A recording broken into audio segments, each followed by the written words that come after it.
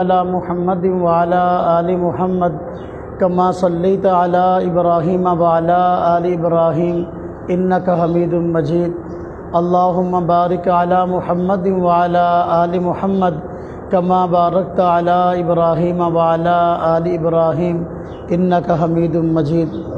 واجب الاحترام بزرگوں، بھائیوں اور دوستوں، مسلک اہل سنت والجماعت سے تعلق رکھنے والے میرے غیور نوجوان عزیزوں اور بھائیوں، اللہ رب العزت نے کچھ دیر کے لیے ہم سب کو یہاں پہ اپنے دین کی سمجھ کے لیے جمع فرمایا ہے۔ اس پہ اللہ رب العزت کا شکر ادا کرنے کی ضرورت ہے کہ اس نے کچھ دیر کے لیے دین کی سمجھ کے لیے بیٹھنے کی توفیق عطا فرمائی ہے۔ ہم آج کچھ دینی مسائل کو بیٹھ کر سمجھیں گے۔ ہماری اس مسجد کا نام جامع مسجد حنفیہ ہے اور اس مسجد کی نسبت حضرت امام اعظم ابو حنیفہ رحمۃ اللہ علیہ کی طرف ہے۔ تو حضرت امام اعظم ابو حنیفہ رحمۃ اللہ علیہ کی شخصیت اور ان کے موقف اور ان کی طرف منسوب امتیازی مسائل پر کچھ دلائل آپ حضرات کی خدمت میں ذکر کیے جائیں گے۔ بس نہیں آپ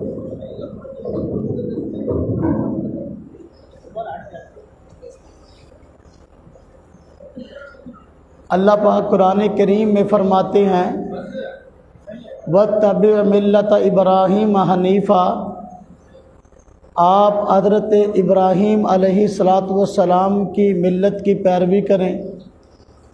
اور حضرت ابراہیم علیہ السلام وہ ہیں جو کہ حنیف ہے۔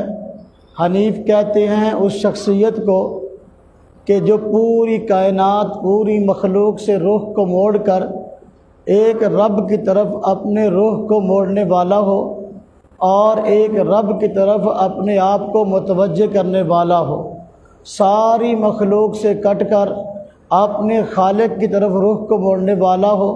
اعلیٰ درجے کے توحید پرست کا نام حنیف ہے۔ حضرت سیدنا ابراہیم علیہ السلام آپ کا لقب حنیف تھا اور جو دین آپ لے کر آئے اس دین کا نام دین حنیف تھا۔ حضرت نبی پاک صلی اللہ علیہ وسلم کو اسی کی پیروی کا حکم دیا گیا وَاتَّبِعْ مِلَّةَ إِبْرَاهِيمَ حَنِيفًا۔ دین اسلام اس کا لقب دین حنیف ہے اور حضور نبی پاک صلی اللہ علیہ وسلم کا فرمان ہے احب الادیان الی اللہ الحنیفیۃ السما۔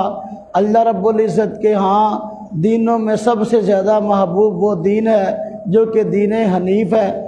اللہ پاک نے اس دین حنیف کو حضور نبی پاک صلی اللہ علیہ وسلم پہ نازل فرمایا ہے۔ آپ صلی اللہ علیہ وسلم اس دین کو لے کر آئے ہیں۔ امام اعظم ابو حنیفہ رحمۃ اللہ علیہ نے اس دین کو لکھوایا ہے، تو اس دین کو حضرت امام اعظم نے لکھوایا ہے، اس لیے آپ کو ابو حنیفہ کہتے ہیں۔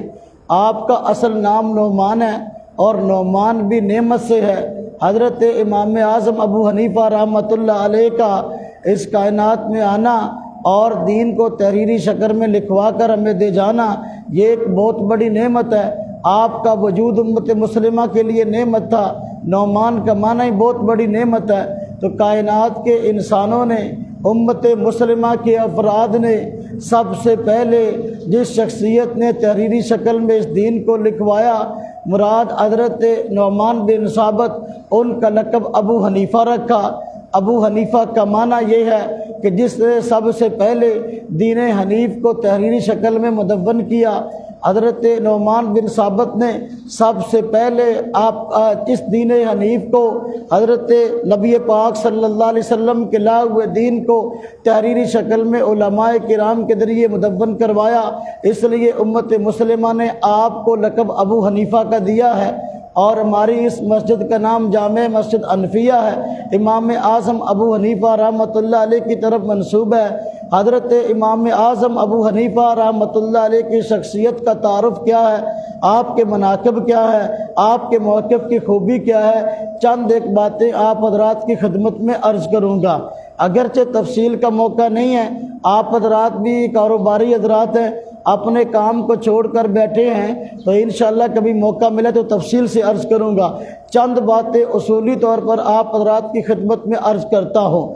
حضرت نبی پاک صلی اللہ علیہ وسلم نے حضرت سلمان فارسی رضی اللہ تعالی عنہ کی کمر مبارک پہ ہاتھ رکھا، کندھے پہ ہاتھ رکھا اور فرمایا اگر دین ثریا پر بھی پہنچ جائے، دوسری حدیث میں ہے کہ اگر علم ثریا پر بھی پہنچ جائے تو ابنائے فارس میں سے یا حضرت سلمان فارسی کے کندھے پہ ہاتھ رکھا اور فرمایا کہ ان لوگوں میں سے، ان فارس والوں میں سے ایک شخص ایسا ہوگا کہ اس علم کو پھر بھی لے آئے گا، اس علم کو حاصل کر لے گا۔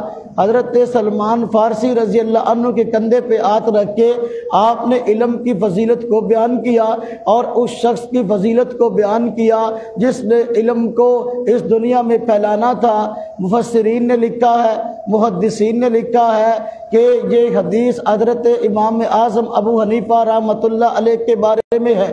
قرآن کریم میں اللہ رب العزت نے حضور نبی پاک صلی اللہ علیہ وسلم کے مقام و مرتبہ کو بیان کیا، والذی بعث فی الامیین رسولا منہم۔ اس آیت کے اندر پھر آپ پر ایمان لانے والے صحابہ کرام کے فضائل کو اور ان کے ہدایت یافتہ ہونے کو بیان کیا۔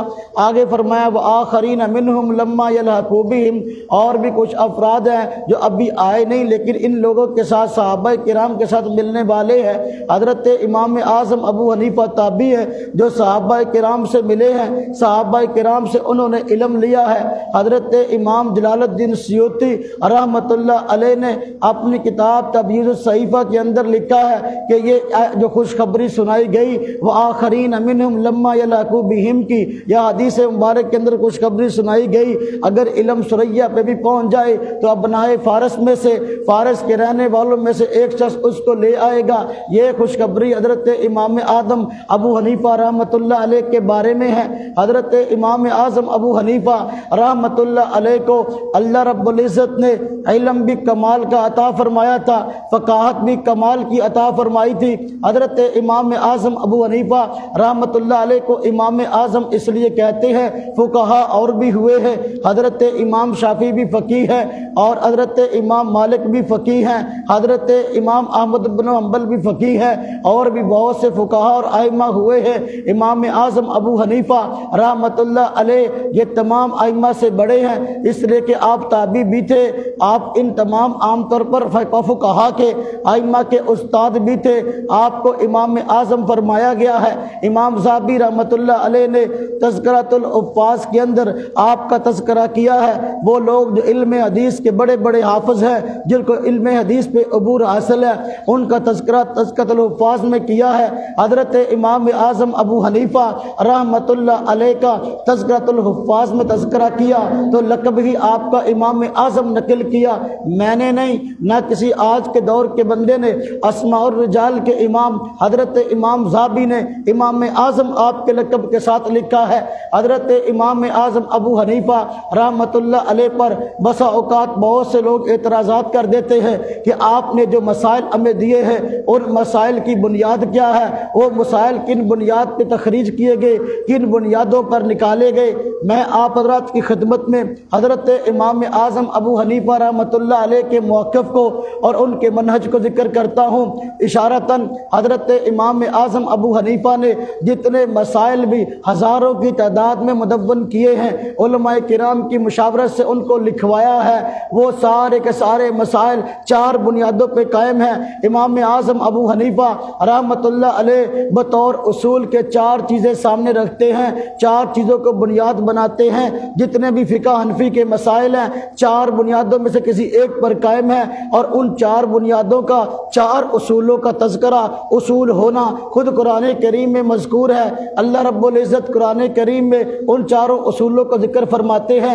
امام اعظم ابو حنیفہ نے جتنے مسائل کو مدون کیا ہے وہ مسائل عام طور پر ان چار اصولوں پر ہے۔ نمبر ایک قرآن کریم، نمبر 2 سنت رسول، نمبر 3 اجماع، نمبر 3 قیاس، نمبر 4 قیاس۔ میں آپ حضرات کو چاروں چیزیں سمجھاتا ہوں۔ امام اعظم ابو حنیفہ رحمۃ اللہ علیہ سے منقول ہے، کئی کتب کے اندر منقول ہے، وہ خود فرماتے ہیں میرے سامنے کوئی بھی مسئلہ آتا ہے سب سے پہلے میں قرآن کریم کو دیکھتا ہوں، اگر مجھے قرآن کریم سے مسئلہ مل جائے تو پھر میں مسئلے کو لے لیتا ہوں، قرآن کریم سے اخذ کرتا ہوں۔ پہلی میری بنیاد مسئلہ لینے کی قرآن کریم ہے، قرآن سے مسئلہ کو لیتا ہوں اور قرآن کریم کو بطور دلیل سمجھتا ہوں۔ اب دیکھو قرآن پاک کا دلیل ہونا خود قرآن کریم میں موجود ہے۔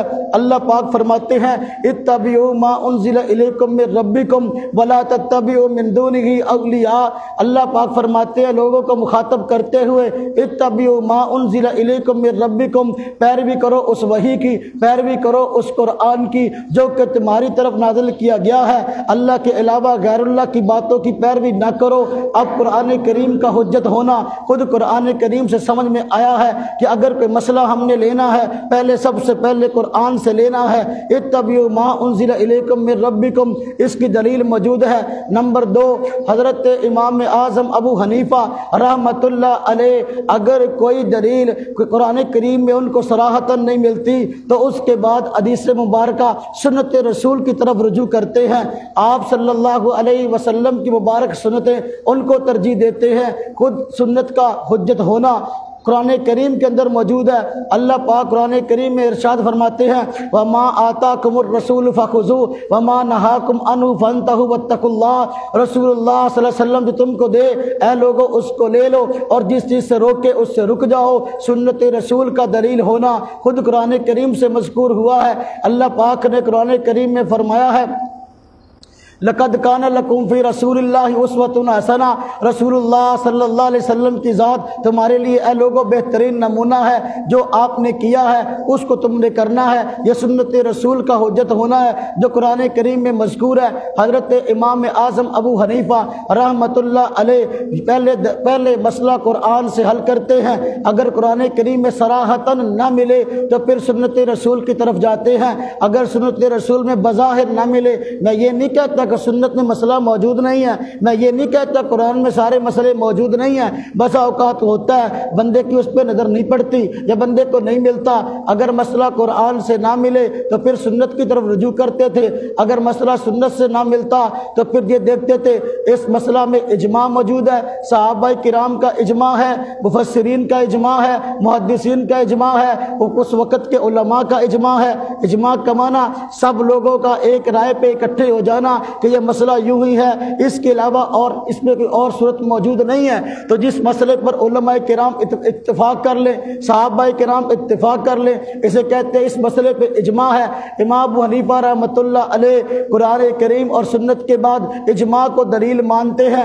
اجماع کے دلیل ہونے پر خود قرآن کریم میں آیت موجود ہے، اللہ پاک قرآن کریم میں فرماتے ہیں وَمَن يُشَاقِقِ الرَّسُولَ مِن بَعْدِ مَا تَبَيَّنَ لَهُ الْهُدَىٰ وَيَتَّبِعْ غَيْرَ سبیل المؤمنین نولہ ما تولی ونصلہ جہنم۔ اللہ پاک فرماتے ہیں جو آدمی مخالفت کرے گا رسول اللہ صلی اللہ علیہ وسلم کی ویتبع غیر سبیل المؤمنین، اور مومنوں کے راستے کو چھوڑ کر اور راستہ اختیار کرے گا، عام مومن جس راستے پہ چل رہے ہیں اس راستے کو چھوڑ کر کوئی آدمی اور راستہ اختیار کرے گا، اس کو 2 سزائیں ملیں گی۔ نمبر 1 اس کو دنیا میں ہدایت نہیں آئے گی، اللہ پاک فرماتے ہیں نولہ ما تولی، جدھر مڑ گیا ادھر ہی مڑا رہے گا، واپسی کی صورت اس کی نہیں ہوگی، اور آخرت میں فرمایا اس کو دوزخ ملے گی، ونصلہ جہنم، ہم اس کو دوزخ کے اندر داخل کریں گے۔ تو تیسری دلیل کون سی امام ابو حنیفہ کی؟ تیسرا اصول کیا؟ مسائل کو مدون کرنے کا، مسائل کے نکالنے کا، امت کو مسائل کے دینے کا تیسرا اصول اجماع ہے، جس مسئلے پر تمام صحابہ کرام یا فقہاء علماء کرام اکٹھے ہو گئے ہیں، یہ دلیل ہے اس کے صحیح ہونے کی۔ اللہ پاک نے قرآن کریم میں فرمایا جو بندہ رسول اللہ صلی اللہ علیہ وسلم کی مخالفت کرے گا اور مسلمان جس راستے پہ چل رہے ہیں اس راستے کو چھوڑ کر الگ الگ چلے گا، اس کو 2 سزائیں ملیں گی، ایک سزا دنیا میں، ایک سزا آخرت میں دنیا میں سزا یہ ملے گی اس کو ہدایت نہیں آئے گی۔ نمبر 2 آخرت میں سزا ملے گی کہ دوزخ میں جائے گا۔ مسلمان جس راستے پہ چل رہے ہو، جس موقف کو اپنائے ہوئے ہوں، اس کو اجماع کہتے ہیں۔ مفسرین نے لکھا ہے یہ آیت کریمہ مسلمانوں کسی مسئلے پر اجماع کی دلیل ہے۔ اگر تمام مسلمان کسی مسئلے پہ اکٹھے ہو جائیں، علماء کسی مسئلے پہ اکٹھے ہو جائیں، صحابہ کرام کسی مسئلے پہ اکٹھے ہو جائیں، تو یہ دلیل ہے اس مسئلے کے درست ہونے کی۔ اس لیے کہ حضور نبی پاک صلی اللہ علیہ وسلم نے بھی فرمایا ہے کہ اللہ رب العزت میری امت کو گمراہی پہ جمع نہیں کریں گے۔ اگر کوئی مسئلہ ایسا ہو جس پہ ساری امت اکٹھی ہو گئی ہے، یہ دلیل ہے اس کے صحیح ہونے کی۔ پہلے ایسا ہوتا تھا، امتیں ساری کے ساری گمراہ ہو جاتی تھی، لیکن حضور نبی پاک صلی اللہ علیہ وسلم کی شریعت قیامت تک کے لیے ہے۔ اب شریعت نے باقی رہنا ہے، شریعت کو پہنچانے والوں نے باقی رہنا ہے، ہدایت نے باقی رہنا ہے، ہدایت کے پہنچانے والوں نے باقی رہنا ہے۔ تو لہذا فرمایا میری امت گمراہی پہ جمع نہیں ہو سکتی۔ اگر کسی مسئلے پہ اکٹھی ہو گئی ہے تو یہ دلیل ہے اس مسئلے کے صحیح ہونے کی۔ امام اعظم ابو حنیفہ رحمۃ اللہ علیہ کوئی بھی مسئلہ بتاتے ہیں تو قرآن کریم اور سنت مبارکہ کے بعد بطور دلیل کے اجماع کو لیتے ہیں۔ امام اعظم ابو حنیفہ رحمۃ اللہ علیہ اس کے بعد اگر دیکھتے ہیں اگر اجماع موجود نہیں ہے، صحابہ کرام کا قول فعل کیا ہے، صحابہ کرام کے قول فعل کو لیتے ہیں، صحابہ کرام کی رائے کو لیتے ہیں، صحابہ کرام کے اجتہاد کو لیتے ہیں۔ جس مسئلے پر صحابہ کرام کا اجتہاد موجود ہو، صحابہ کرام کی رائے موجود ہو، صحابی کے قول فعل کو دیکھ کر امام اعظم ابو حنیفہ رحمۃ اللہ علیہ موقف کے طور پر اس کو اپنا لیتے ہیں۔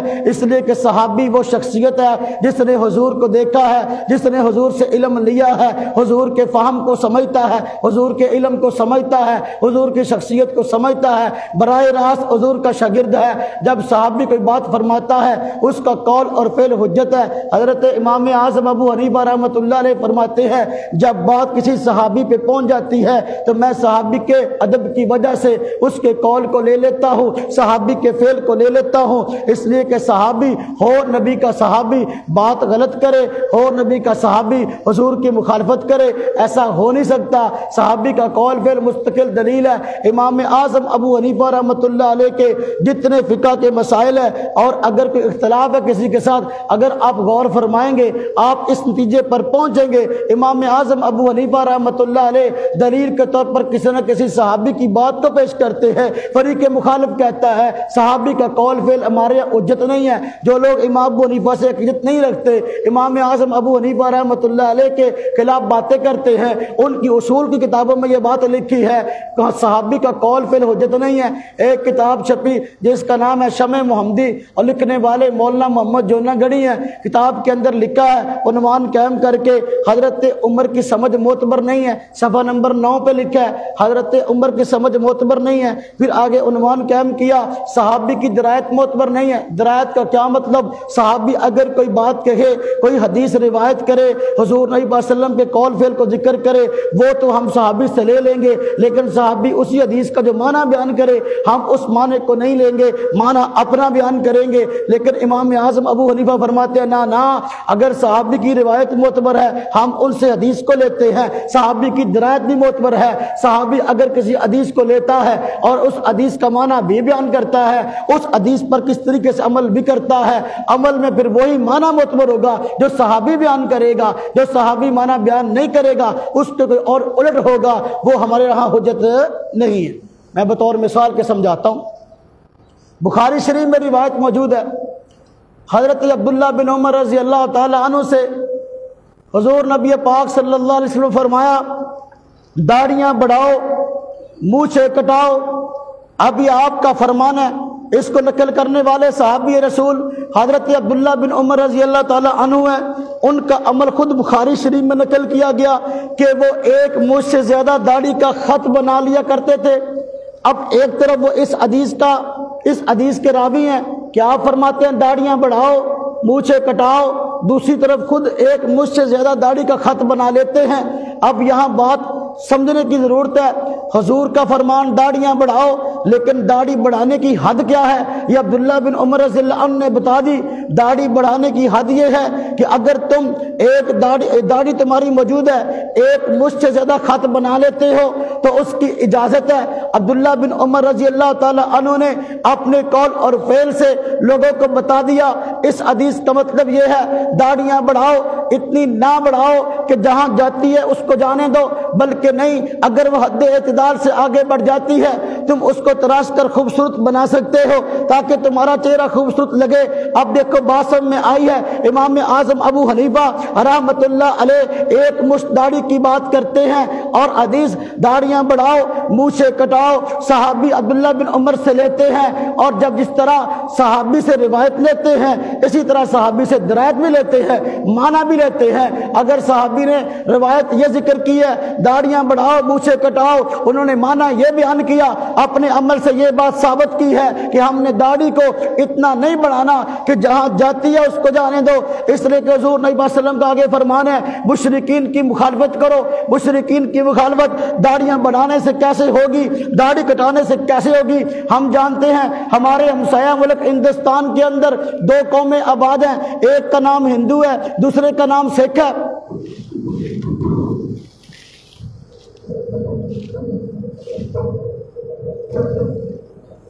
ہمارے ہمسایہ ملک ہندوستان میں دو قومیں آباد ہیں، ایک قوم ہندو ہے، دوسری قوم سکھ ہے۔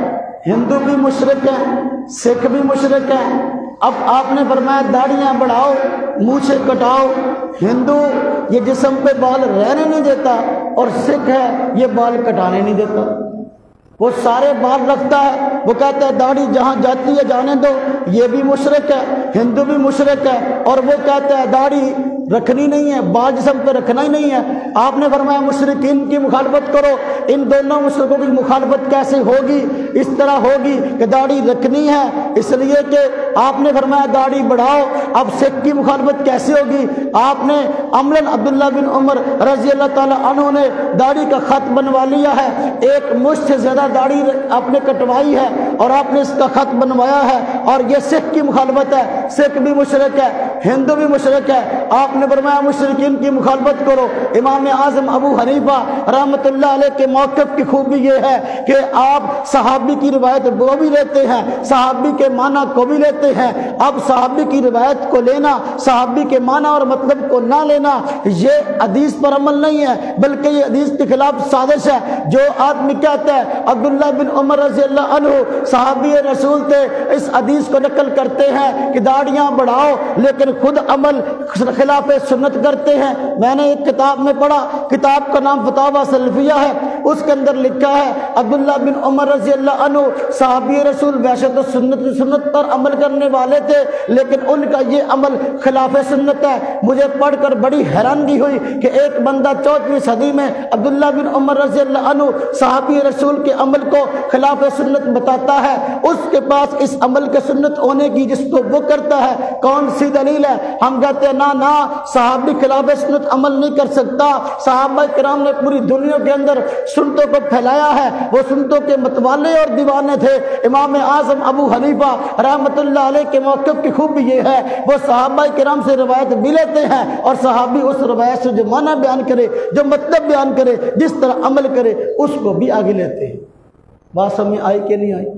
امام اعظم ابو حنیفہ رحمۃ اللہ علیہ کی خوبی یہ ہے کہ جب صحابی کا قول فعل آ جائے تو اس کی رائے کو، اس کے اجتہاد کو لیتے ہیں، اس کی سمجھ کو لیتے ہیں، اور اس کا دلیل ہونا خود قرآن کریم میں موجود ہے۔ اللہ پاک نے فرمایا والسابقون الاولون من المہاجرین والانصار والذین تبعوہم بإحسان، فرمایا وہ صحابہ کرام جو کہ ہجرت میں پہل کرنے والے ہیں اور ایمان لانے میں سبقت کرنے والے ہیں، انصار میں سے ہوں جو کہ ایمان میں سبقت کرنے والے ہیں۔ یہ حضرات جو مہاجرین اور انصار میں سے ہیں، ایمان میں پہل کرنے والے ہیں، اور وہ لوگ جو کہ نیکی کے کام میں ان کی پیروی کرنے والے ہیں، فرمایا رضی اللہ عنہ ورضوا عنہ، اللہ پاک ان سب سے راضی ہوا اور یہ اللہ سے راضی ہوئے۔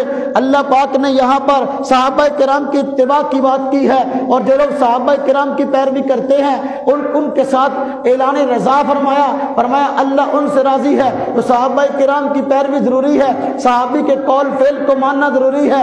اب جو آدمی صحابی سے روایت تو لیتا ہے لیکن صحابی کے معنی کو، قول کو اور فعل کو دلیل نہیں سمجھتا، تو وہ آدمی قرآن و حدیث کو صحیح طرح سمجھ نہیں سکتا میرے بھائی۔ حضرت امام اعظم ابو حنیفہ رحمۃ اللہ علیہ فرماتے ہیں جب بات صحابی کی آتی ہے تو میں ان کے قول اور فعل کو بطور ادب اور دلیل کے لے لیتا ہوں، لیکن جب صحابی کے بعد تابعی کی باری آتی ہے، ہم رجال و نحن رجال، وہ بھی بندے تھے ہم بھی بندے ہیں، امام ابو حنیفہ بھی تابعی ہیں اور لوگ بھی تابعی ہیں، فرمایا اب میں اجتہاد کرتا ہوں، اب میں غور و فکر کرتا ہوں، قرآن و سنت اور اجماع میں غور کر کے مسائل کو نکالوں گا۔ امام اعظم ابو حنیفہ رحمۃ اللہ علیہ کے یہ 4 دلائل ہے، کتاب اللہ، سنت رسول اللہ، اجماع اور اجتہاد اور قیاس۔ اجتہاد اور قیاس کو ماننا یہ تو قرآن پاک کا حکم ہے، قرآن کریم میں دلیل ہے۔ اللہ پاک فرماتے ہیں وَاتَّبِعْ سَبِيلَ مَنْ أَنَابَ إِلَيَّ، آپ پیروی کیجئے اس شخص کے راستے کی جس آدمی نے میری طرف رجوع کیا، یہ میری طرف رجوع ہوا، جو اللہ پاک کے کلام کی طرف رجوع کرتا ہے، فقیہ جو کہ اللہ پاک کے کلام میں غور کرتا ہے، اللہ کے رسول کے کلام میں غور کرتا ہے، غور کرنے کے بعد مسائل کو نکالتا ہے، یہ اجتہاد ہے، اس کی پیروی کرنے کا حکم ہے۔ اجتہاد کا حکم قرآن کریم میں ہے، اور اجتہاد یہ عقل کے ذریعے سے ہوتا ہے۔ اللہ رب العزت نے قرآن کریم میں فرمایا ہے عقل والوں کے متعلق، ایمان والوں کے متعلق، سمجھداروں کے متعلق، لم یخروا علیہا صما وعمیانا، کہ وہ اس طرح نہیں گرتے کہ اندھے بہرے ہو کر بس بات کو مان لیتے ہیں، نہ بلکہ وہ عقل سے کام لیتے ہیں۔ اجتہاد میں عقل سے کام لی جاتا ہے۔ اللہ پاک نے فرمایا ہے وَمَا يَتَذَكَّرُ إِلَّا أُولُو الْأَلْبَابِ، نئی نصیحت حاصل کرتے مگر عقل والے۔ جتنی قرآن و سنت سے نصیحت عقل والوں کو آتی ہے، اعلیٰ درجے کے عقل والوں کو سمجھ اتنی قرآن و سنت کی ہوتی ہے، کسی اور کو نہیں ہوتی۔ فقیہ وہ ہوتا ہے، مجتہد وہ ہوتا ہے، شریعت کا ماہر وہ ہوتا ہے جس کو اللہ رب العزت نے زمانے میں عام لوگوں سے کہیں زیادہ عقل عطا کی ہو۔ اللہ پاک نے ان کی عقل کو بطور دلیل کا ذکر فرمایا ہے، ان کی عقل کی تعریف فرمائی ہے۔ اللہ پاک نے فرمایا فلولا نفر من كل فرقة منهم طائفة ليتفقهوا في الدين، فرمایا ایسا کیوں نہ ہوا کہ مسلمانوں کی عام بڑی جماعت میں سے ایک چھوٹی سی جماعت الگ نکل آتی اور وہ دین اسلام میں غور کرتی، جب وہ غور کرتی مسائل کو نکالتی، فرمایا اذا رجعوا الیہم لعلہم یحذرون، دوسرے لوگ جب ان کی طرف رجوع کرتے پھر ان کو دین کی صحیح سمجھ آتی۔ تو معلوم ہوا کچھ لوگوں کا معاشرے میں ایسا ہونا ضروری ہے کہ جن کو دین کی فہم ہو، دین کی سمجھ ہو، دوسرے لوگ ان سمجھ والوں کی پیروی کریں گے۔ یہ امام اعظم ابو حنیفہ رحمۃ اللہ علیہ کا موقف ہے۔ آپ کتاب اللہ کو لیتے ہیں، سنت رسول اللہ کو لیتے ہیں، صحابہ کرام کے قول فعل کو لیتے ہیں، اور اجماع اور قیاس کو لیتے ہیں، اور اس کی دلیل حدیث پاک میں بھی موجود ہے۔ حضرت معاذ رضی اللہ تعالی عنہ صحابی رسول ہیں، حضور نبی پاک صلی اللہ علیہ وسلم کو ان سے بڑی محبت تھی، آپ نے ان کو یمن کا گورنر بنا کے بھیجا۔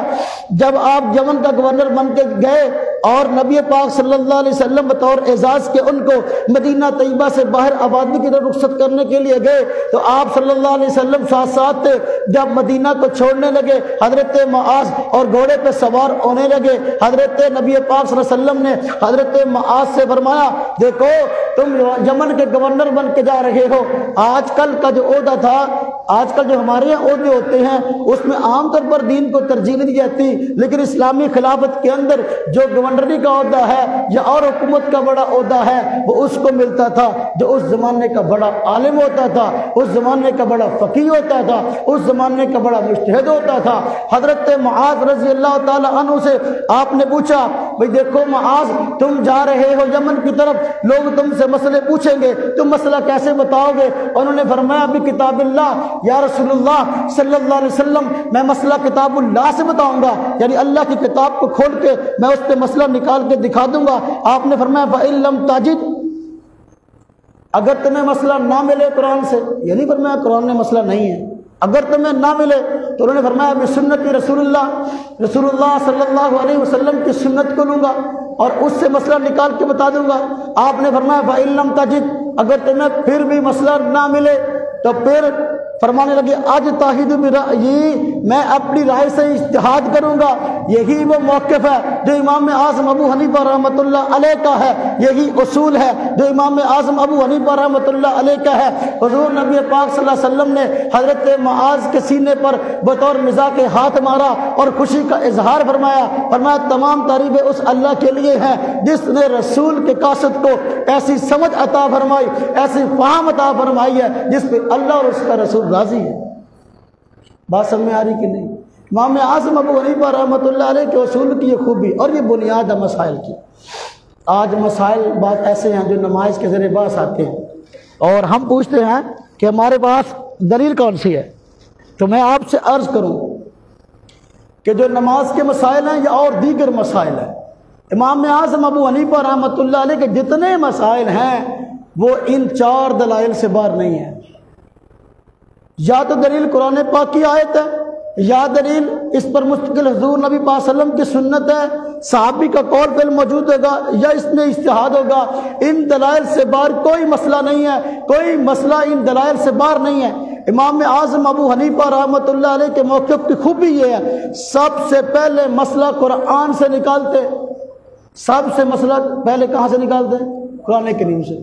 اب جو نماز کے ہمارے چند ایک ایسے مسائل ہیں جو لوگ ہم سے پوچھتے ہیں تو میں اس کے متعلق امام اعظم ابو حنیفہ رحمۃ اللہ علیہ کا موقف نقل کرتا ہوں اور اس کی دلیل ذکر کرتا ہوں۔ نماز کے مسائل ہیں، نماز کے مسائل میں لوگ پوچھتے ہیں کہ جی آپ ہمیں بتائیں کہ نماز شروع کرتے ہیں تو اب نماز کے اندر جو ہے ہم نماز شروع کرتے ہیں تو اپنے ہاتھوں کو کہاں باندھیں؟ قرآن پاک کی آیت اس سلسلے میں کیا کہتی ہے؟ قرآن اس سلسلے میں کیا کہتا ہے؟ حدیث اس سلسلے میں کیا کہتی ہے؟ حضرت علی المرتضیٰ رضی اللہ تعالی عنہ سے سورہ کوثر کی تفسیر میں یہ موقف موجود ہے، انا اعطیناک الکوثر فصل لربک وانحر۔ اس آیت کی تفسیر میں کہ اللہ پاک بے شک ہم نے عطا کی آپ کو خیر کثیر، فصل لربک وانحر، آپ اس کے شکرانے کے طور پر اپنے رب کے آگے نماز پڑھے۔ وانحر اور وانحر کی تفسیر میں حضرت علی المرتضیٰ رضی اللہ عنہ فرماتے ہیں آپ اپنے ہاتھ کو ناف کے نیچے رکھیے۔ آیت قرآن کریم کی ہے اور معنی یہ ہے، حضرت سیدنا علی المرتضیٰ رضی اللہ تعالی عنہ سے سنن ابی داؤد کے اندر روایت موجود ہے، وہ فرماتے ہیں سنت یہ ہے کہ ایک دائیں ہتھیلی کو بائیں ہتھیلی کے اوپر رکھ کر ناف کے نیچے باندھا جائے۔ اب قرآن پاک کی آیت کی تفسیر بھی آ گئی، قرآن پاک سے اشارہ بھی ہو گیا، ہاتھ ناف کے نیچے باندھنے ہیں۔ سنن ابی داؤد میں حدیث بھی آ گئی، ہاتھ ناف کے نیچے باندھنے ہیں۔ حضرت علی المرتضیٰ خلیفہ راشد ان سے روایت موجود ہے، مسند امام زید کے اندر حضرت امام زید کی مسند موجود ہے جس میں اہل سنت والجماعت کے موقف کے مطابق جو ہے احادیث جمع کی گئی۔ حضرت علی المرتضیٰ رضی اللہ عنہ کے موقف کو جمع کیا گیا، اس کے اندر بھی روایت موجود ہے۔ حضرت علی المرتضیٰ رضی اللہ تعالی عنہ فرماتے ہیں کہ سنت یہ ہے اپنے ہاتھ کو ناف کے نیچے باندھا جائے۔ اب امام اعظم ابو حنیفہ رحمۃ اللہ علیہ کا موقف قرآن پاک کی اس آیت سے اور ان احادیث مبارکہ سے ثابت ہو رہا ہے۔ اور دوسرا مسئلہ، جب ہم نماز پڑھتے ہیں نماز کے اندر عموماً پوچھتے ہیں جماعت کی نماز میں امام کے پیچھے مقتدی قرآن پاک پڑھے گا یا نہیں پڑھے گا، فاتحہ پڑھے گا یا نہیں پڑھے گا۔ اب یہ مسئلہ امام اعظم ابو حنیفہ رحمۃ اللہ علیہ پہلے قرآن سے حل کرتے ہیں۔ امام اعظم کی خوبی یہ ہے سب سے پہلے قرآن کو پیش کرتے ہیں، اس کے بعد نبی کے فرمان کو پیش کرتے ہیں۔ قرآن کریم کے اندر آیا ہے، پہلے ایسا ہوتا تھا، نماز میں اور تبدیلیاں ہوئی ہیں، تبدیلیوں میں سے تبدیلی یہ بھی ہوئی ہے، پہلے امام کے پیچھے حضور صلی اللہ علیہ وسلم کے پیچھے صحابہ کرام قرآن پڑھا کرتے تھے، نبی پاک صلی اللہ علیہ وسلم نے بات میں منع کر دیا، صرف سورہ فاتحہ پڑھنے کی اجازت دی۔ پھر ایک وقت وہ آیا فرمایا امام کے پیچھے قرآن بالکل نہ پڑھا کرو، قرآن پاک کی آیت نازل ہوئی کہ وَإِذَا قُرِئَ الْقُرْآنُ، لیکن اس کو سمجھانے سے پہلے آپ حضرات کی خدمت میں میں ایک موقف نقل کر دوں۔ ہمارا موقف کیا ہے؟ ہم کہتے ہیں امام کے پیچھے کسی بھی نماز کی کسی بھی رکعت کے اندر قرآن پاک نہیں پڑھنا، خواہ فجر کی نماز ہے، خواہ ظہر کی نماز ہے، خواہ عصر و مغرب عشاء کی نماز ہے، کسی بھی رکعت کے اندر قرآن نہیں پڑھنا۔ اب دوسرا ساتھی جو میرا اس مسئلے سے اختلاف کرتا ہے وہ کہتا ہے نہ بلکہ امام کے پیچھے فاتحہ نہ پڑھو گے نماز نہیں ہوگی۔ ہم کہتے ہیں اپنا موقف ذرا کھل کے بیان کرو، اپنا موقف کھل کے بیان کرو، آپ پھر اس پہ دلیل دو۔ میں اپنے موقف پہ دلیل دیتا ہوں، اور مجھے کہنے لگا سورہ فاتحہ نماز کا رکن ہے، سورہ فاتحہ نماز میں فرض ہے۔ میں نے کہا نماز کا فرض رکوع ہے، نماز کا فرض قیام ہے، نماز کا فرض سجدہ ہے، نماز کا فرض قاعدہ اخیرہ ہے۔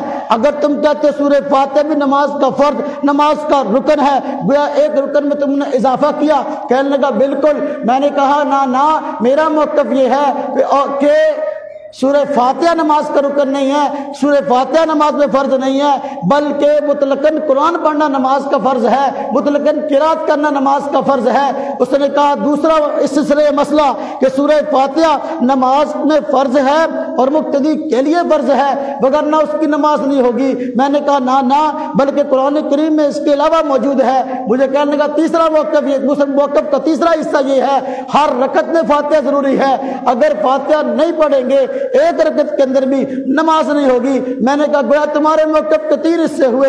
نمبر ایک، فاتحہ نماز میں فرض ہے اور اس کے بغیر نماز نہیں ہوگی۔ نمبر دو، مقتدی کے لیے فرض ہے وگرنہ مقتدی کی نماز نہیں ہوگی۔ نمبر تین جو ہے تم کہتے ہو ہر رکعت میں فرض ہے، اگر کسی ایک رکعت میں فاتحہ نہ پڑھی گئی، خواہ فرض نماز خواہ کوئی اور ہے، نماز نہیں ہوگی۔ میں نے کہا اب یہ تینوں باتیں اگر کسی حدیث کے اندر موجود ہیں آپ ہمیں دکھا دو، دکھانا آپ کا کام ہے، ماننا میرا کام ہے۔ کسی حدیث کے اندر اس طرح کی کوئی بھی بات موجود نہیں ہے، صرف حدیث میں یہ بات تو آئی ہے کہ دیکھو لا صلاۃ الا بفاتح الکتاب لا صلاۃ الا بام القرآن، کہ دیکھو فاتحہ کے بغیر نماز نہیں ہوتی۔ میں نے کہا دیکھو یہ جو حدیث مبارک ہے، میں کہتا ہوں کہ یہ حدیث مبارک یہ یا تو امام کے بارے میں ہے یا اکیلے نماز پڑھنے والے کے بارے میں ہے، یہ مقتدی کے بارے میں نہیں ہے، اور اس میں تینوں باتیں نہیں ہیں۔ آپ نے کہا فاتحہ نماز میں فرض ہے، فاتحہ نماز کا رکن ہے، لیکن اس حدیث سے یہ بات ثابت نہیں ہوتی۔ آپ نے کہا مقتدی کے لیے فرض ہے، اس حدیث میں مقتدی کا لفظ موجود نہیں ہے۔ آپ نے کہا اس حدیث کا مطلب یہ ہے یا میرا موقف یہ ہے ہر رکعت میں فرض ہے، اس حدیث میں رکعت کا لفظ نہیں ہے۔ آپ نے فرمایا کہ فاتحہ کے بغیر نماز نہیں ہوتی، تو دیکھو آپ یہ نہیں فرمایا لا رکعت الا بفاتح الکتاب کہ فاتحہ کے بغیر کوئی رکعت نہیں ہوتی۔ اب ایک بندہ ہے، اس حدیث میں آیا ایک بندہ 4 رکعت نماز پڑھ رہا ہے، اگر وہ 3 رکعتوں کے اندر فاتحہ پڑھ لے، ایک رکعت میں فاتحہ نہ پڑھے، اس حدیث کی روشنی میں اس کی نماز ہو جانی چاہیے۔ کیوں؟ اس نے فاتحہ پڑھ لی نا۔ آپ نے فرمایا فاتحہ کے بغیر نماز نہیں ہوتی، اس نے تو 3 مرتبہ پڑھ لی، ہو جانی چاہیے۔ ایک بندہ 2 رکعتوں میں فاتحہ پڑھتا ہے، 2 میں نہیں پڑھتا، فاتحہ اس نے پڑھ لی، اس کی نماز ہو جانی چاہیے، جبکہ وہ کہتا ہے نماز نہیں ہوتی۔ ہم کہتے ہیں اس نے 2 مرتبہ پڑھ لی، آپ نے فرمایا فاتحہ کے بغیر نماز نہیں ہوتی، اس نے 2 مرتبہ پڑھ لی، اس کی نماز ہو جانی چاہیے۔ ایک بندہ 3 رکعتوں میں فاتحہ نہیں پڑھتا، ایک میں پڑھتا ہے، پھر بھی اس کی نماز ہو جانی چاہیے، اسی کی نماز میں فاتحہ پڑھ لی اس نے۔ اگر 4 رکعتوں میں سے کسی ایک رکعت میں بھی نہ پڑھتا پھر تو بات ہوتی، اس نے فاتحہ پڑھ لی، جب ایک مرتبہ ہی پڑھ لی، اس حدیث کا تقاضا یہ کہ نماز ہو جانی چاہیے، اس حدیث کے اندر رکعت کا تذکرہ نہیں ہے۔ حدیث وہ پیش کرو جس میں تینوں باتیں موجود ہوں، ایسی کوئی بھی حدیث صحیح صریح مرفوع غیر معرض موجود نہیں ہے۔ جب نہیں ہے، اب مجھے کہنے لگا حدیث بخاری میں ہے، میں نے کہا میں بخاری شریف کی روشنی میں بلکہ سب سے پہلے قرآن کریم کی روشنی میں تمہارے اس موقف کی کمزوری ثابت کرتا ہوں۔ سب سے پہلے قرآن ہے، سب سے پہلے تم نے کہا فاتحہ نماز کا رکن ہے، میں نے کہا نہ، مطلقاً قرآن پڑھنا نماز کا رکن ہے۔ فاتحہ نماز کے اندر امام کے لیے یا اکیلا نماز پڑھنے والے کے لیے واجب تو ہے، مقتدی کے لیے ہے ہی نہیں۔ یہ قرآن مطلقاً فرض ہے، فاتحہ واجب ہے امام کے لیے اور مقتدی کے لیے۔ میرا موقف یہ ہے جب جماعت سے نماز پڑھتے ہیں تو پھر حضور صلی اللہ علیہ وسلم کے فرمان اور قرآن پاک کی آیت کی وجہ سے امام کو قرآن پڑھنا، مقتدی کو قرآن پڑھنا شمار ہوتا ہے، اس لیے نماز اس کی ہو جائے گی۔ تو کہتا ہے نہیں ہوتی، میں نے کہا پہلے میں قرآن کی آیت پیش کرتا ہوں۔ امام اعظم ابو حنیفہ رحمۃ اللہ علیہ نے قرآن پاک کی آیت پیش کی ہے اس بات پہ کہ فاتحہ نماز کا رکن نہیں، فاتحہ نماز میں فرض نہیں بلکہ مطلق قرات نماز کا رکن ہے۔ اللہ پاک فرماتے ہیں فَقْرَؤُوا مَا تَيَسَّرَ مِنَ الْقُرْآنِ، قرآن میں سے جو آسان لگے وہ پڑھ لو۔ اب یہ آیت نماز کے بارے میں آئی ہے، اللہ پاک فرماتے ہیں نماز میں جو قرآن آسان لگے اس کو پڑھ لو۔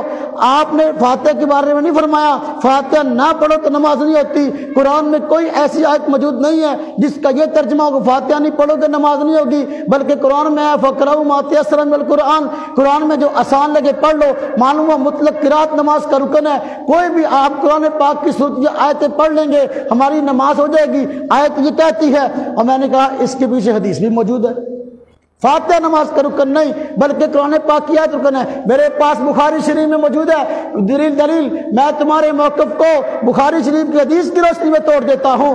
حدیث موجود ہے بخاری شریف کا صفحہ نمبر 104 ہے، عام درسی کتاب قدیمی کتب خانہ کی چھپی ہوئی صفحہ نمبر 104 ہے۔ حضرت ابو ہریرہ رضی اللہ عنہ صحابی رسول ہے، اس حدیث کے راوی ہیں، اس کو حدیث ارابی بھی کہتے ہیں۔ حضور نبی پاک صلی اللہ علیہ وسلم مسجد میں تشریف فرما تھے، ایک صحابی آئے، غالباً نئے نئے مسلمان ہوئے تھے، نماز کے مسائل سے زیادہ واقف نہیں تھے، آئے جلدی جلدی نماز پڑھی اور جانے لگے۔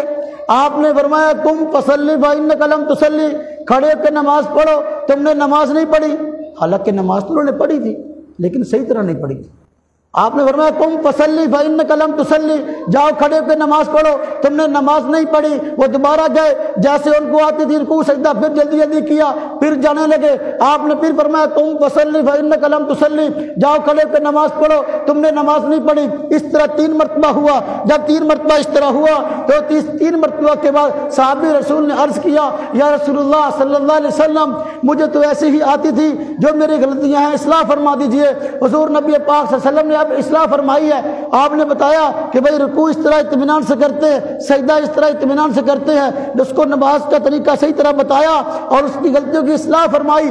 جب قرآن پاک پڑھنے کی باری آئی، توجہ کرو، جب قرآن پاک پڑھنے کی باری آئی وہ کہتا ہے کہ فاتحہ نماز کا رکن ہے، اکیلا بندہ نہ پڑھے اس کی نماز بھی نہیں ہوگی، امام نہ پڑھے اس کی نماز بھی نہیں ہوگی، مقتدی نہ پڑھے اس کی نماز نہیں ہوگی۔ جبکہ یہ بندہ کون تھا جو نماز پڑھ رہا؟ صحابی رسول، اکیلا منفرد تھا، کہتا فاتحہ نہ پڑھے نماز نہیں ہوتی۔ حضور نبی پاک صلی اللہ علیہ وسلم نے جب اس کو بتایا نماز کا طریقہ، بخاری شریف صفحہ 104 میں روایت موجود ہے، حضرت ابو ہریرہ راوی ہیں، وہ فرماتے ہیں حضور نبی پاک صلی اللہ علیہ وسلم فرمایا قرآن میں سے جو تجھے آسان لگے اس کو پڑھ لیا کر۔ کیا فرمایا؟ قرآن میں جو تجھے آسان لگے اس کو۔ آپ نے نہیں فرمایا کہ فاتحہ نہ پڑھے گا تمہاری نماز نہیں ہوگی۔ یہ روایت کس کتاب میں ہے؟ بخاری شریف میں۔ اس سے پہلا دعویٰ ٹوٹ گیا۔ قرآن پاک کی وَقْرَأْ مَا تَيَسَّرَ مِنَ الْقُرْآنِ، اور اس بخاری شریف کی حدیث ارابی کی وجہ سے کہ فاتحہ نماز کا رکن نہیں ہے بلکہ مطلقاً قرآن پاک پڑھنا یہ نماز کا رکن ہے۔ آپ ہم کہتے ہیں ہماری نماز کے اندر ہمارا امام آگے ہوتا ہے، ہمارا مقتدی پیچھے ہوتا ہے، اور امام ہمارا نمائندہ ہے، ہماری طرف سے قرآن پڑھتا ہے، امام کا پڑھنا مقتدی کا پڑھنا شمار ہوتا ہے، اور اس کی دلیل خود قرآن پاک میں موجود ہے۔ امام اعظم ابو حنیفہ رحمۃ اللہ علیہ پہلے دلیل میں قرآن پاک کی آیت لاتے ہیں، پھر حدیث لاتے ہیں۔ اب وہ کہتا ہے مقتدی اگر فاتحہ نہیں پڑھے گا اس کی نماز نہیں ہوگی۔ ہم کہتے ہیں فاتحہ بھی قرآن ہے، تو اس کے بارے میں قرآن کیا کہتا ہے، حدیث کیا کہتی ہے، بخاری شریف کیا کہتی ہے، مسلم شریف کیا کہتی ہے۔ میں بخاری شریف، مسلم شریف اور قرآن پاک کے اپنی آیت کی روشنی میں تمہارے دعوے کو توڑ دوں گا۔ اللہ پاک قرآن کریم میں فرماتے ہیں وَإِذَا قُرِئَ الْقُرْآنُ فَاسْتَمِعُوا لَهُ وَأَنصِتُوا لَعَلَّكُمْ تُرْحَمُونَ۔ جب نماز میں قرآن پڑھا جائے تو اس کی طرف کان لگا کے سنو اور چپ رہو تاکہ تم پہ رحم کیا جائے۔ اب یہ آیت صحابہ کرام فرماتے ہیں، میں نہیں کہتا، صحابہ کرام فرماتے ہیں یہ آیت نماز کے بارے میں آئی ہے۔ نماز کے اندر جب قرآن پڑھا جائے تو اس کی طرف کان لگا کے سنو اور چپ رہو تاکہ تم پہ رحم کیا جائے۔ اب یہ حکم کس کو ہے؟ یہ حکم مقتدیوں کا ہے۔ جب قرآن پڑھا جائے نماز کے اندر تم نے کان لگانا ہے، تم نے چپ رہنا ہے۔ اب مقتدیوں کا حکم آ گیا، تم نے کان لگانا ہے، تم نے چپ رہنا ہے۔ جب نماز میں قرآن پڑھا جائے، سوال ہے نماز میں قرآن پڑھے گا کون پڑھے گا؟ مقتدیوں کو تو فرما دیا فَاسْتَمِعُوا وَأَنصِتُوا، کان لگاؤ چپ رہو۔ ظاہر بات ہے امام پڑھے گا قرآن کون پڑھے گا؟ امام۔ تو نماز میں ایک کام امام کا ہے اور ایک کام مقتدی کا ہے۔ امام کا کام یہ قرآن پڑھے، مقتدی کا کام ہے سنے۔ یہ کون کہتا ہے؟ اللہ فرماتے ہیں وَإِذَا قُرِئَ الْقُرْآنُ، جب قرآن پڑھا جائے فَاسْتَمِعُوا لَهُ، اور مقتدیوں تم کان لگاؤ، اور مقتدیوں وَأَنصِتُوا چپ رہو۔ ایک بندہ مجھے کہنے لگا کان تو تب لگائیں گے جب آواز آ رہی ہوگی۔ فجر کی نماز میں آواز آتی ہے، مغرب عشاء کی نماز میں آواز آتی ہے، لیکن زور عصر اور اس طرح مغرب کی تیسری اور عشاء کی 2 رکعتوں میں آواز نہیں آتی۔ اب کیا کریں؟ میں نے کہا قرآن میں 2 لفظ ہیں فَاسْتَمِعُوا لَهُ، اگر آواز آ رہی ہے کان لگاؤ، نمبر 2 آواز نہیں آ رہی پھر بھی چپ رہو، وَأَنصِتُوا پھر بھی چپ رہو۔ اب امام اعظم ابو حنیفہ رحمۃ اللہ علیہ پہلے دلیل قرآن سے پیش کرتے، آج کام الٹ ہوا ہے۔ کوئی مسئلہ ہے سب سے پہلے ہمارے پاس حدیث ہے۔ اللہ کے بندو پہلے یہ بتاؤ تمہارے پاس قرآن کی دلیل ہے کہ نہیں؟ ہم کہتے ہیں امام کے پیچھے قرآن پڑھنا ہے، اس پہ قرآن کی آیت پڑھو۔ ہم بھی قرآن پڑھیں گے، تم بھی قرآن پڑھو، یا تم یہ ہمیں کہہ دو کہ ہمارے پاس قرآن میں کوئی دلیل نہیں ہے، پھر ہم حدیث کی طرف آتے ہیں۔ تو پہلا نمبر کس کا ہے؟ قرآن کا۔ دلیل سب سے پہلے قرآن سے دینی، اس کے بعد حدیث سے دینی، اس کے بعد صحابہ کرام کو دیکھنا ہے۔ اب دیکھو توجہ کرنا، اب قرآن پاک کی آیت میں آ گیا، اب میں حدیث پڑھنے لگا ہوں۔ مسلم شریف میں حدیث موجود ہے، حضرت نبی پاک صلی اللہ علیہ وسلم فرماتے ہیں امام اس لیے بنایا جاتا ہے کہ اس کی ابتدا کی جائے، اذا کبر فکبروا، جب وہ تکبیر کہے تم تکبیر کہو۔ مختلف احادیث کے اندر یہ مفہوم آیا، فرمایا کہ اذا رکع فرکعوا، جب وہ رکوع کرے تم رکوع کرو، اور اذا سجد فاسجدوا، جب وہ سجدہ کرے تم سجدہ کرو، اور اذا قعد فقعدوا، جب وہ قعدہ کرے تم قعدہ کرو۔ مسلم شریف میں حدیث موجود ہے، آپ صلی اللہ علیہ وسلم فرماتے ہیں وَإِذَا قَرَأَ فَأَنصِتُوا، امام جب قرآن پڑھے تم چپ رہو۔ حدیث کس کتاب میں؟ عام طور پر ایسا ہوتا ہے ہمارے پر ظلم یہ ہوتا ہے، اعتراض یہ ہوتا ہے، ہم کوئی بھی حدیث پڑھ دے کہتے تمہاری حدیث ہی ضعیف ہے، تمہاری حدیث ہی ضعیف ہے۔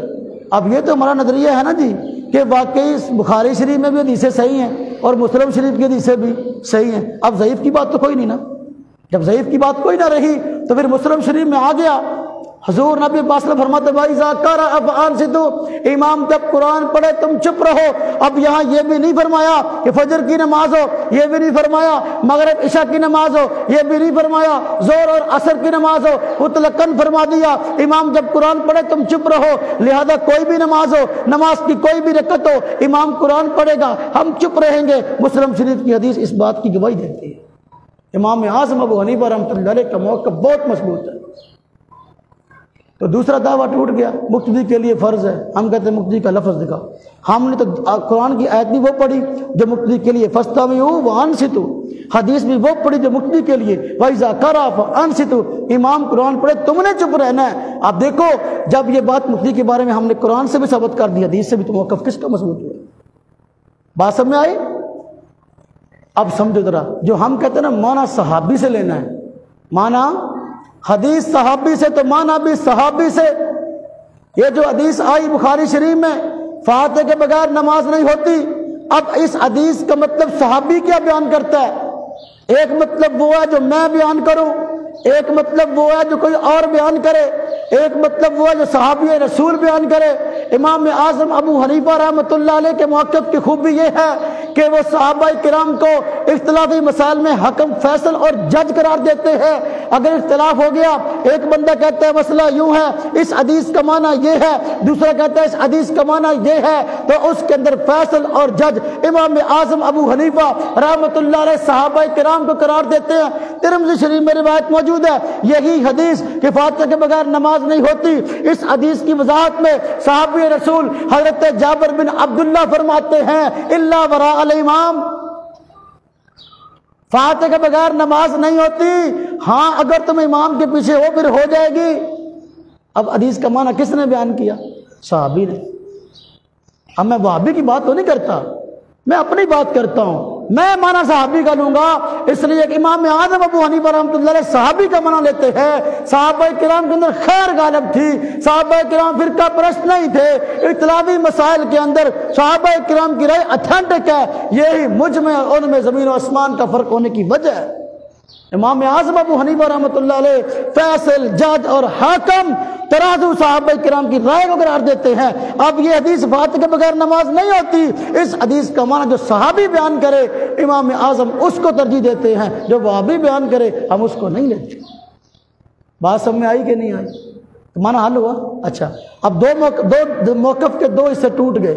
نمبر ایک، فاتحہ نماز کا رکن ہے، ہم نے کہا نہیں، قرآن کہتا نہیں مطلق قرات نماز کا رکن ہے، بخاری کی حدیث کہتے ہیں مطلق قرات نماز کا رکن ہے۔ نمبر دو، تمہارے موقف کا دوسرا حصہ تک مقتدی کے لیے فرض ہے، ہم نے آیت بھی پڑھ دی وَإِذَا قُرِئَ الْقُرْآنُ، حدیث بھی پڑھ دی مسلم شریف کی کہ مقتدی کے لیے فرض نہیں، اور پھر ہم نے اس کا معنی صحابی سے ہی بیان کر دیا جس حدیث کو تم بطور دلیل کے پیش کرتے ہو۔ اب تو بات صاف ہو جانی چاہیے۔ اب میں تیسرے تمہارے دعوے کے حصے کو بخاری شریف کی حدیث کی روشنی میں توڑ دیتا ہوں۔ تم کہتے ہو ہر رکعت میں فرض ہے، ایک رکعت میں فاتحہ نہ پڑھی تو نماز نہیں ہوگی. ہم کہتے ہیں، ہم دکھاتے ہیں رکعت بغیر فاتحہ کی ہو جاتی ہے. حضور نے فرمایا، اب دیکھیں بخاری شریف میں روایت موجود ہے، حضرت ابو بکرہ رضی اللہ تعالیٰ عنہ صحابی رسول ہیں. ابو بکر نہیں، ابو بکرہ رضی اللہ عنہ صحابی رسول ہیں. حضور نبی پاک صلی اللہ علیہ وسلم مسجد نبوی میں نماز پڑھا رہے ہیں. صحابی رسول لیٹ آئے، جس طرح کے بسا اوقات ہم بھی پیچھے آتے ہیں، نماز ہو رہی ہوتی ہے تو انہوں نے دیکھا حضور نبی پاک صلی اللہ علیہ وسلم رکوع میں جا چکے ہیں. نبی پاک صلی اللہ علیہ وسلم کو جب یہ علم ان کو علم ہوا کہ آپ صلی اللہ علیہ وسلم رکوع میں جا چکے ہیں تو مسجد میں داخل ہوتے ہی حضرت ابو بکرہ اللہ اکبر کہہ کے رکوع میں جھک گئے. وہ مسجد میں داخلے کے وقت ہی اور جھکے ہوئے رکوع کی حالت میں آ کر صفوں میں شامل ہوئے. حضور نبی پاک صلی اللہ علیہ وسلم کو نماز کے بعد علم ہوا کہ حضرت ابو بکرہ نے یہ کیا کہ وہیں سے جوتوں کے پاس سے اللہ اکبر کہہ کے رکوع میں جھک گئے ہیں اور چلتے ہوئے صفوں میں آئے ہیں. آپ نے فرمایا اللہ تمہارے حرص کو زیادہ کرے، آئندہ ایسا نہ کرنا. حضور نبی پاک صلی اللہ علیہ وسلم نے جو ابو بکرہ کو روکا، کس بات سے روکا تھا؟ حرص کو زیادہ کرے. انہوں نے حرص یہ اختیار کی، لالچ ان کو یہ تھا کہ میں حضور کو رکوع میں پالوں گا تو میری رکعت ہو جائے گی، یہی لالچ تھا. لیکن اس کے طریقہ کار صحیح اختیار نہیں کیا کہ دیکھو وہیں رکوع کے اندر جھک گئے، یہ کام غلط تھا. پھر چلتے ہوئے آئے، فرمایا حضور نبی پاک صلی اللہ علیہ وسلم نے متعدد روایت ہے، فرمایا امام کا جو حصہ نماز کے ساتھ تم پالو ٹھیک ہے، جو رہ جائے بعد میں کھڑے ہو کر پڑھ لو، لیکن یہ طریقہ کار اختیار نہ کرو جو جھکتے ہوئے تم آئے تھے. لیکن نبی پاک صلی اللہ علیہ وسلم نے صحابی رسول حضرت ابو بکرہ کو یہ نہیں فرمایا تم نے فاتحہ نہیں پڑھی تھی، تم تو رکوع میں شامل ہوئے تھے لہذا کھڑے ہو کر اپنی رکعت پڑھو. نہیں فرمایا. کوئی بندہ ثابت کر دے آپ نے حضرت ابو بکرہ کو فرمایا ہو کہ بھئی تم نے رکوع میں آئے تھے، فاتحہ پڑھی نہیں ہے، تمہاری رکعت نہیں ہوئی، تو فاتحہ رکعت کے بغیر رکعت کی ہے فاتحہ کے بغیر ہوگی کہ نہیں ہوگی؟ حدیث کہاں؟ بخاری شریف میں دکھانے کا پابند ہوں. حدیث بخاری شریف میں تم کہتے ہو ہر رکعت کے اندر فاتحہ ضروری ہے، مقتدی کے لیے ضروری ہے. ہم کہتے ہیں حضرت ابو بکرہ مقتدی تھے اور رکوع کی حالت میں آئے، فاتحہ بھی نہیں پڑھی، حضور نے ان کو کھڑے ہو کر رکعت لٹانے کا حکم بھی نہیں دیا. تو اس سے معلوم ہوا مقتدی کے لیے فاتحہ فرض نہیں ہے. ہر رکعت والی بات بھی غلط ثابت ہوئی، ان کی رکعت بغیر فاتحہ کی ہو گئی ہے، میری اور آپ کی رکعت فاتحہ کے بغیر کیوں نہیں ہوگی؟ اچھا پھر میں وہی بات کرتا ہوں، اگر آپ ایک اصول سمجھ میں آج اب سمجھانا چاہتا ہوں. ہمارے جو اختلافی مسائل ہیں، امتیازی مسائل ہیں، ان میں مسئلہ عموماً ایسا نہیں ہے کہ امام ابو حنیفہ کچھ کہتے ہیں قرآن و حدیث کچھ کہتا ہے، یہ غلط تاثر دیا جاتا ہے. امام اعظم ابو حنیفہ قرآن اور سنت کے مطابق بتاتے ہیں. فرق صرف یہ ہے وہ بھی کہتے ہیں قرآن اور سنت پہ عمل کرنا ہے، ہم بھی کہتے ہیں قرآن اور سنت پہ عمل کرنا ہے. ہم کہتے ہیں اختلافی مسائل میں صحابہ کرام کی اگر تشریح موجود ہے، صحابی کا قول فعل موجود ہے، اس کو بطور دلیل کے لے لو. یہ کہتے ہیں نہیں ہم صحابی سے حدیث تو لے لیں گے، منع اپنا بیان کریں گے. یہ اصل اختلاف ہی ہے. اگر ہم اس کو سمجھ جائیں 2 اور 2 4 کی طرح سارے مسئلے سمجھ میں آ جائیں گے. اب یہاں سمجھو یہ جو حدیث بخاری میں حضرت ابو بکر رضی اللہ تعالیٰ عنہ رکوع کی حالت میں مسجد کے اندر آئے تھے، اب آپ مجھے بتاؤ صحابی کی ابو بکر کی رائے کیا تھی؟ وہ سمجھتے تھے کہ بھی رکعت بغیر فاتحہ کی ہو جائے گی، یا یہ سمجھتے تھے کہ نہیں مجھے رکعت اپنی دوبارہ پڑھنی پڑے گی، میں نے تو فاتحہ پڑھی نہیں؟ اگر ابو بکر رضی اللہ عنہ کی رائے یہ ہوتی کہ نماز میں فاتحہ ضروری اور ہر رکعت میں ضروری، وہ تو رکوع کی حالت میں شامل ہوئے تھے، ان کو جوتوں کے پاس سے جھک کر آنے کی کیا ضرورت تھی؟ فاتحہ دوبارہ پڑھنی تھی ان کو. معلوم ہوا وہ بھی سمجھتے تھے کہ میں رکوع میں مل جاؤں گا، میری رکعت ہو جائے گی اور مجھے فاتحہ پڑھنے کی ضرورت نہیں. یہی لالچ انہوں نے کیا اور وہاں سے جھکتے ہوئے رکوع کے اندر آئے. صحابی نے معنی بیان کر دیا حدیث کا کہ بھائی ہر رکعت میں فاتحہ ضروری نہیں ہے. یہ تینوں دعوے تمہارے قرآن کریم کی روشنی میں، بخاری مسلم کی روشنی میں ہم نے توڑ دیے. ہمارا دعویٰ اپنی جگہ برقرار رہا، صحابی کے قول فعل سے بھی توڑ دیے کہ دیکھو امام کے پیچھے قرآن نہیں پڑھنا، خواہ فجر کی نماز ہو، خواہ ظہر کی نماز ہو، عصر مغرب کی نماز ہو، ہر رکعت کے اندر جو ہے وہ ہم نے امام کی اطاع کرنی ہے. امام ہمارا نمائندہ ہے. آپ نے فرمایا من کان لہ امام فقراۃ الامام لہ قراءۃ، نماز کے اندر جس شخص کا کوئی امام ہو یعنی جماعت سے نماز پڑھ رہا ہے، فقراۃ الامام لہ قراءۃ، امام کا قرآن پڑھنا مقتدی کا قرآن پڑھنا شمار ہو. آپ کا فرمان آ گیا، صحابی کی رائے آ گئی، قرآن پاک کا حکم آ گیا، ہم نے کہا ہم مانتے ہیں. بات سمجھ میں آئی؟ اب اگلا مسئلہ، آپ تھک تو نہیں گئے؟ اگر آپ تھک گئے میں ختم کر دوں گا، اگر آپ سننا چاہتے ہیں 2-4 مسئلے میں آپ کو سمجھا دوں، پھر آپ یاد رکھیں کہ مسئلہ مجھے کسی نے سمجھایا ہے۔ ہاں جی،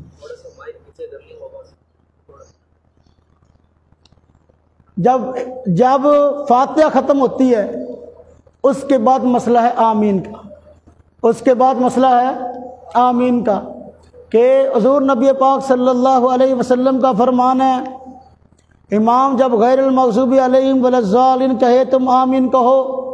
اب آمین کے بارے میں مسئلہ ہے کہ آمین اونچی آواز سے کہنی ہے یا آہستہ آواز سے۔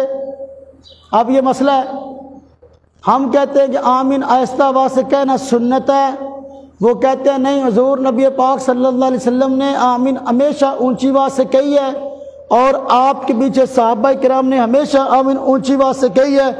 ہم کہتے ہیں اس سلسلے میں بات کو سمجھو، سب سے پہلے آمین کو سمجھو، آمین کیا چیز ہے۔ اگر آمین کی سمجھ آ جائے گی پھر اگلا مسئلہ کہ اونچی کہنے کی آہستہ، وہ بھی سمجھ میں آ جائے گی۔ اس لیے کہ ایسا نہ ہو ساری رات خان صاحب یوسف اور زلیخا کے ساتھ سنتے رہے، جب صبح کو اٹھے تو کہنے لگے، اتنی بات تو سمجھ میں آ گئی کہ ایک یوسف تھا اور ایک زلیخا تھا، لیکن یہ پتہ نہیں چلا کہ زلیخا مرد تھا کہ عورت تھا۔ تو آمین کی بات ہم کریں لیکن پتہ نہ ہو کہ آمین کا معنی کیا، تو بات سمجھ میں نہیں آئے گی۔ آمین کا معنی ہے قبول فرما۔ کیا معنی ہے؟ حضرت عطا تابی بخاری شریف میں فرماتے ہیں آمین الدعا، آمین دعا ہے۔ امام کہتا ہے نا، دعا کرتا ہے ربنا آتنا فی الدنیا حسنہ، تو ہم کہتے ہیں آمین۔ کیا مطلب؟ جو ہمارے امام نے دعا کیا اللہ اس کو قبول فرما۔ تو آمین کا معنی کیا ہے؟ قبول فرما، دعا ہے۔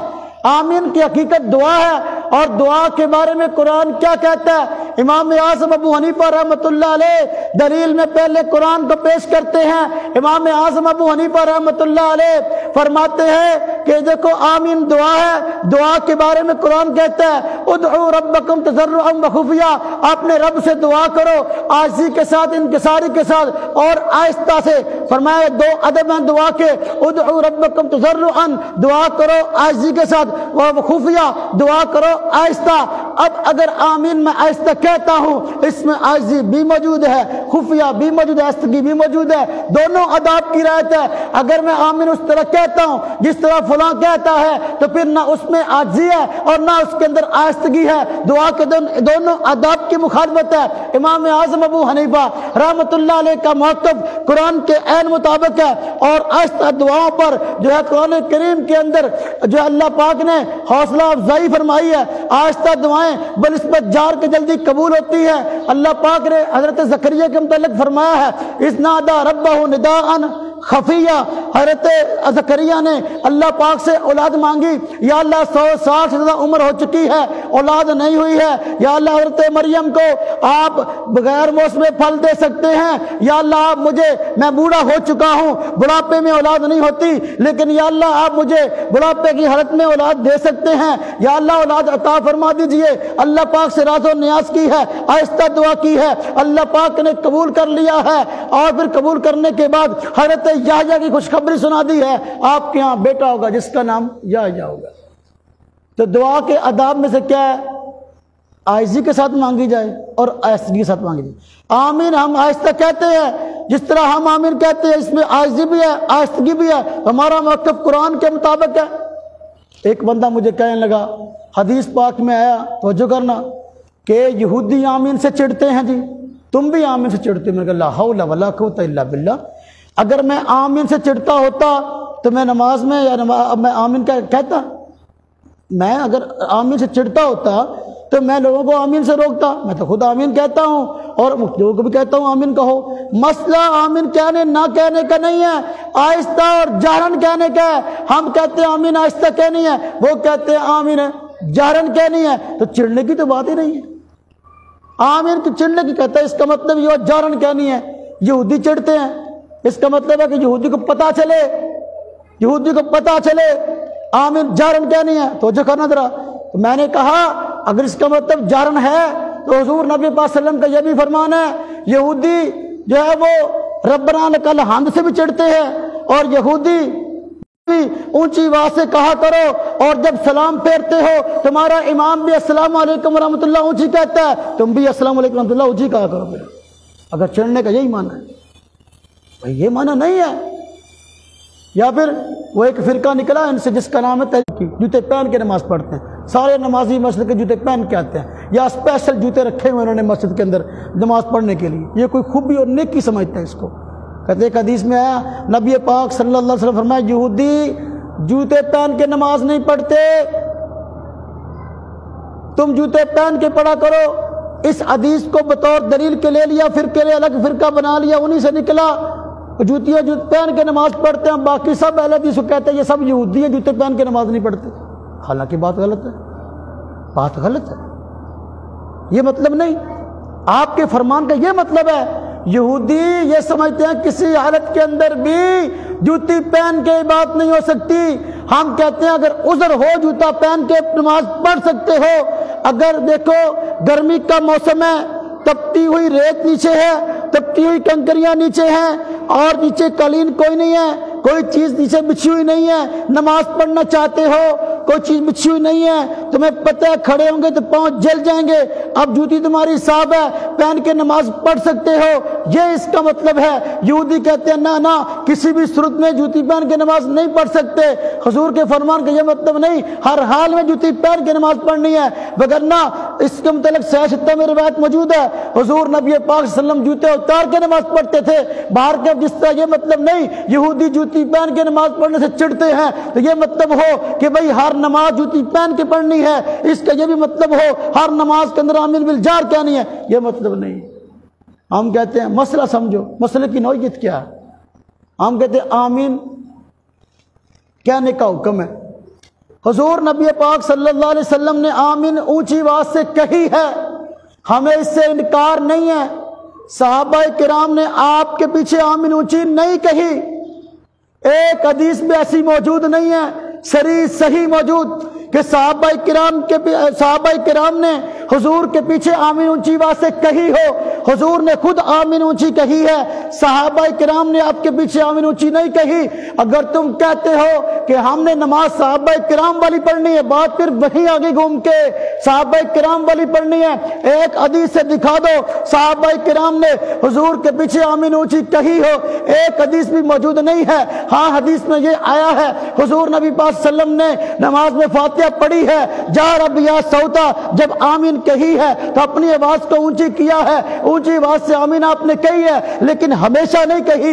ہمیشہ آمین اونچی کہنا آپ کا معمول نہیں تھا، کبھی کبھار کہی ہے۔ کبھی کبھار کہنے والا عمل سنت نہیں بنتا، بلکہ وہ جواز ہے کسی عذر کی وجہ سے۔ وہ عذر کیا تھا؟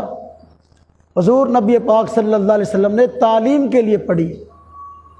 بس اوقات صحابہ کرام میں بعض نئے مسلمان ہوتے، قافلے مسلمان ہو کر آتے یا مسلمان ہونے کے لیے آتے، آپ ان کو نماز سکھاتے تو وہ اعمال جو سرن کرنے کے، آہستہ پڑھنے کے، آپ اونچی پڑھ کے ان کو سکھاتے کہ یہ کام نماز میں ہم اس طرح اس کیفیت کے ساتھ کہتے ہیں۔ حدیث میں آتا ہے قافلے مسلمان ہوتے، زور کی نماز آپ پڑھاتے، زور کی نماز میں بسا اوقات ان قافلوں کی وجہ سے، نو مسلموں کی وجہ سے زور کی نماز میں قرآن اونچی پڑھ لیا کرتے تھے، ان کی وجہ سے تعلیم کی غرض سے عصر کی نماز میں آپ قرآن اونچی پڑھ لیا کرتے تھے۔ کبھی کبھار ایسا ہو جاتا تھا، اگر کبھی کبھار حضور کے آمین اونچی کہنے سے دائمی عمل بن جائے کہ ہمیشہ آمین اونچی کہنی ہے، تو پھر اٹھو زور کی نماز میں بھی ہر روز قرآن اونچی پڑھنا شروع کر دو۔ حدیث تو آ گئی ہے، زور کی نماز میں بھی، عصر کی نماز میں بھی قرآن اونچی پڑھنا شروع کر دو، حدیث تو آ گئی ہے نا۔ جس طرح اس حدیث کا یہ مطلب نہیں کہ زور کی نماز میں ہمیشہ قرآن اونچی پڑھنا ہے، اس حدیث کا یہ مطلب نہیں کہ آمین ہمیشہ آمین اونچی کہنی ہے۔ میرے بھائیو کبھی کبھار آپ نے تعلیم کی غرض سے کہی ہے، سکھانے کی غرض سے اونچی ہم نے بھی مان لیا، کوئی کہہ لے ہمیں اعتراض نہیں ہے۔ لیکن ہمیں اعتراض اس وقت ہے جب ہماری نماز کو بیکار کہے، ہمیں یہودی کہے کہ تم آمین سے چڑھتے ہو اور اس کا معنی آمین بالجار کرے، ہم کہتے ہیں ایک حدیث دکھاؤ حضور نبی پاک صلی اللہ علیہ وسلم آمین ہمیشہ اونچی کہتے رہے ہو، اگر ہمیشہ دکھا دو پھر اگلی بات ہم کرتے ہیں۔ اگر اگر اگر اگر اگر یہ آمین آپ کی اونچی تھی اور اس وجہ سے تھی کہ پچھلے لوگ بھی آمین اونچی کہے، آپ ہمیں دکھاؤ صحابہ کرام میں کون تھے جو کہ آپ کے پیچھے آمین اونچی کہا کرتے تھے؟ ایک بھی حدیث موجود نہیں ہے۔ معلوم ہوا یہ عمل سب کے لیے مقتدیوں کے لیے ہے ہی نہیں۔ تعلیم کی غرض سے آپ نے کبھی اونچی آواز سے آمین کہی ہے تو آپ نے کہی ہے، آپ کے صحابہ نے نہیں کہی، ہم کہتے تم بھی کبھی کہہ لو، اعتراض نہیں ہے، لیکن تمہارے تو سارے مقتدی کہتے ہیں، تمہارے سارے مقتدی کہتے ہیں۔ پھر یہ آمین جو ہے، آمین یہ عام طور پر ہمارے متعلق کہتے ہیں کہ تم آمین آہستہ کہتے ہو، اور آمین آہستہ کہنے کی کوئی حدیث بھی نہیں ہے۔ توجہ کرنا، ہمارا ایک فیصل آباد میں مناظرہ ہوا تو ہمارے ساتھی کو تنگ کیا گیا، جس کی وجہ سے مناظرہ ہوا کہ جی تم آمین نہیں کہتے اور تمہاری نماز خلاف سنت ہے۔ دوست میرے پاس آئے، مجھے کہنے لگے جی کہتے ہیں آمین جو ہے وہ تم آہستہ کہتے ہو، تمہاری نماز خلاف سنت ہے، آمین اونچی آواز سے کہنی چاہیے۔ میں نے کہا ان سے جا کر پوچھو کیا آمین آہستہ کہنے کی حدیث ہے؟ تو انہوں نے جا کر پوچھا بھی آمین آہستہ کہنے کی حدیث ہے؟ تو وہ کہنے لگے نا آمین آہستہ کہنے کی کوئی حدیث نہیں ہے، صرف آمین اونچی کہنے کی حدیثیں ہیں۔ میں نے کہا ان کو کہو ہمیں لکھ کے دے دو کہ صرف آمین آہستہ کہنے کی حدیثیں، اونچی آواز سے آمین کہنے کی حدیث کوئی نہیں ہے۔ تو وہ جب ساتھی گئے اب وہ لکھ کے نہیں دیتے تھے، نہیں ہم لکھ کے نہیں دیں گے، ہم کہتے ہیں آمین آہستہ کہنے کی حدیث کوئی نہیں ہے۔ میں نے کہا چلو اب ہمارا سوال ہے کہ آمین تم کہتے صرف اونچی کہنے کی حدیث ہے، آہستہ کہنے کی حدیث نہیں ہے، تو پھر تمہیں تو چاہیے نماز کی ہر رکعت کے اندر آمین اونچی آواز سے کہو، لیکن تم صرف اور صرف 6 رکعتوں میں آمین اونچی آواز سے کہتے ہو، باقی ساری نمازوں کی ساری رکعتوں کے اندر آمین آہستہ آواز سے کہتے ہو، تو تم کہتے ہو آمین آہستہ کہنے کی حدیث کوئی نہیں ہے، تو پھر یہ عمل تم بغیر حدیث کے کرتے ہو۔ فجر کے 2 فرضوں میں، مغرب کے 2 فرضوں میں، عشاء کے 2 فرضوں میں یہ 6 رکعتوں کے اندر آمین اونچی آواز سے کہتے ہیں، باقی فجر کی سنتوں میں، زور کی پہلی سنتوں میں، زور کے 4 فرضوں میں، عصر کے 4 فرضوں میں، مغرب کی تیسری رکعت میں، مغرب کی سنتوں میں، عشاء کے آخری 2 فرضوں میں، عشاء کے بعد کی سنتوں میں، اور وتروں کے اندر تمام رکعتوں کے اندر آمین آہستہ آواز سے کہتے ہیں۔ اگر آمین آہستہ کہنے کی حدیث ہی کوئی نہیں ہے، تمہارا عمل گویا حدیث کے خلاف ہے، وگرنہ ہمیں بتاؤ یہ آمین آہستہ کیوں کہتے ہو؟ اگر حدیث صرف آمین اونچی کہنے کی ہے تو میں چاہیے زور کی 4 رکعتوں کے اندر آمین اونچی آواز سے کہو، عصر کی 4 رکعتوں میں آمین اونچی آواز سے کہو، مغرب کی تیسری رکعت میں آمین اونچی آواز سے کہو، عشاء کے آخری 2 فرضوں میں آمین اونچی آواز سے کہو، یہ تم کیوں نہیں کہتے؟ میں نے یہ سوال لکھ کے بھیجا، میں نے کہا دیکھو زور کی نماز میں آمین آہستہ کیوں کہتے ہو؟ تم کہتے ہو حدیث ہی کوئی نہیں ہے، پھر تمہارا عمل حدیث کے خلاف ہے۔ جب دوست گئے پوچھنے کے لیے، انہوں نے بندے اکٹھے کیے ہوئے تھے، ان سے لڑنا شروع ہو گئے۔ اب جہاں پوری مسجد کے بندے ہوں، 2 بندے وہاں پوچھنے کے لیے چلے جائیں، ان کے ساتھ کیا ہوگا؟ وہی کچھ ہوا جو ہونا تھا۔ وہ پریشان ہو گئے، انہوں نے ہمیں فون کیا، کہنے لگے قاری صاحب ان لوگوں نے تو ہمیں جو ہے نا گھیر لیا ہے اور ہمیں پریشان کر رہے ہیں، لہذا آپ تشریف لائیں۔ ہم چلے گئے، جب مسجد میں داخل ہوئے تو ہمیں کہنے لگے ہم نے آپ کو تو بلایا نہیں ہے۔ میں نے کہا بھی ہم آپ سے لڑنے کے لیے نہیں آئے، صرف حدیث سننے کے لیے آئے ہیں کہ تم زور کی نماز میں جس طرح آمین کہتے ہو اس کے مطابق حدیث سنا دو۔ تو کہنے لگے کہ ہم آپ سے بات نہیں کریں گے۔ میں نے کہا میں صرف حدیث سننے کے لیے آیا ہوں، اہل حدیثوں کی مسجد ہے، تو اہل حدیثوں کی مسجد میں حدیث سننا جرم کی بات تو نہیں ہے، لہذا حدیث سنا تو میں آپ سے بحث نہیں کروں گا، نہ کہوں گا ضعیف ہے نہ صحیح ہے، صرف حدیث سنا دو۔ زور کی نماز جس طرح تم آمین کہتے ہو اس کے مطابق تمہارے پاس کوئی حدیث ہے سنا دو۔ تو خیر میں بیٹھ گیا، ساتھی میرے ساتھ ہم بیٹھ گئے۔ مجھے کہنے لگے مولوی صاحب کہ آپ بہت ہوشیار چلاک بندے ہیں اور آپ زور کی نماز پہ آ گئے ہیں کہ زور کی نماز میں آمین کے متعلق حدیث سناؤ۔ پہلے فجر کی نماز ہے، پہلے زور کی نماز ہے؟ پہلے فجر کی نماز ہے، اور فجر کی نماز میں آمین اونچی ہے، لہذا آپ ہم سے پہلے فجر کی نماز پہ بات کرو، فجر کی نماز پہ پہلے بات کرو اور ہم تمہیں آمین بالجار کی حدیث سناتے ہیں۔ میں نے کہا یار میں سیدھا سادہ بندہ ہوں، مجھے لڑائی نہیں آتی، میں چلو فجر پہ آ جاتا ہوں، لیکن میری مجبوری یہ ہے فجر کے فرض بعد میں ہیں، اس کی سنتے پہلے ہیں، اور فجر کی سنتوں میں اگر تم آمین اونچی آواز سے کہتے تو اس کی حدیث سنا دو، اگر آہستہ آواز سے کہتے تو پھر اس کی حدیث سنا دو۔ تم تو کہتے ہو آہستہ آواز کی حدیث ہی کوئی نہیں ہے، تو پھر سنتوں کے اندر آمین تم کیسے کہتے ہو؟ اونچی یا آہستہ؟ اب چپ. مجھے کہنے لگے اب دیکھو آپ کتنے ہوشیار بندے ہو، آپ پھر ہمیں سنتوں پہ لے آئے ہو فرضوں کو چھوڑ کر. تو دیکھو اگر فجر کے فرضوں سے پہلے سنتے ہیں تو پھر اس سے پہلے استنجا اور وضو بھی ہے. میں نے کہا اس کا مطلب یہ ہوا کہ آپ استنجا کرتے وقت بھی آمین کہتے ہو. چلو اگر اونچی آواز سے کہتے تو اس کی حدیث سنا دو، آہستہ آواز سے کہتے تو اس کی حدیث سنا دو. اب وہاں بندے بڑے شرمندہ ہوئے کہ دیکھو انہوں نے استنجے کی بات کیسے کی، استنجے کا آمین سے کیا تعلق ہے. تو باہر کیا، اب میں نے کہا بھی دیکھو اب میں حدیث سنا دو، ہم حدیث سن کے چلے جائیں گے. تو مجھے کہنے لگے مولانا صاحب بالجار کی حدیث سن لو، اونچی آواز سے آمین کی حدیث سن لو. میں نے کہا چلو ہمیں آمین اونچی آواز کی حدیث سنا دو، کل سے پھر زور کی نماز میں آمین تم نے اونچی کہنی، سنتوں میں آمین تم نے اونچی کہنی. اگر آمین اونچی کی حدیث سنانی ہے تو بھئی عمل تو حدیث کے مطابق ہونا چاہیے. پھر تم کہتے ہو آمین آج تک کی حدیث ہی کوئی نہیں ہے، تو لہذا آمین اونچی کی حدیث سنا دو. مجھے اس پہ اعتراض نہیں ہے، لیکن تم نے اس کے مطابق عمل کرنا ہے. تو مجھے کہنے لگے کہ ٹھیک ہے پہلے ہم سے اونچی آواز کی حدیث سن لو. میں کہا سناؤ. کہتا ہے بخاری شریف میں حدیث ہے، حضور نبی پاک صلی اللہ علیہ وسلم نے ارشاد فرمایا جب امام غیر المغضوب علیہم ولا الضالین کہے تم بھی آمین کہا کرو، اور جس کی آمین فرشتوں کی آمین کے مشابہ ہو گئی اس کے سارے گناہ بخش دیے جائیں گے. میں نے کہا مجھے بتاؤ کیا یہ حدیث جو ہے اونچی آواز سے آمین کی دلیل ہے؟ مجھے کہنے لگا ہاں. میں نے کہا بالکل نہیں، حضور نے فرمایا امام غیر المغضوب علیہم ولا الضالین کہے تم آمین کہا کرو، تو اس لیے کہ فرشتے بھی آمین کہتے ہیں. مسجد میں رحمت کے فرشتے موجود ہوتے ہیں، ہم نے نماز پڑھی ہے فرشتے رحمت کے موجود تھے، اور انہوں نے، میں نے کہا اپنے عشاء کی نماز پڑھی فرشتے رحمت کے موجود تھے اور انہوں نے آمین کہی، حضور کے فرمان کی وجہ ثابت ہوا ہے. اب اپنے اگر فرشتوں کی آمین سنی ہے پھر تو آمین فرشتے آمین اونچی آواز سے کہتے ہیں. اگر آپ نے فرشتوں کی آمین عشاء کی نماز میں نہیں سنی پھر فرشتے آمین آہستہ کہتے ہوں گے. آپ سب لوگ مجھے بتا دو عشاء کی نماز آپ نے پڑھی ہے، آپ نے فرشتوں کی آمین سنی ہے؟ وہ کیا نہیں، ہم نے فرشتوں کی آمین تو نہیں سنی.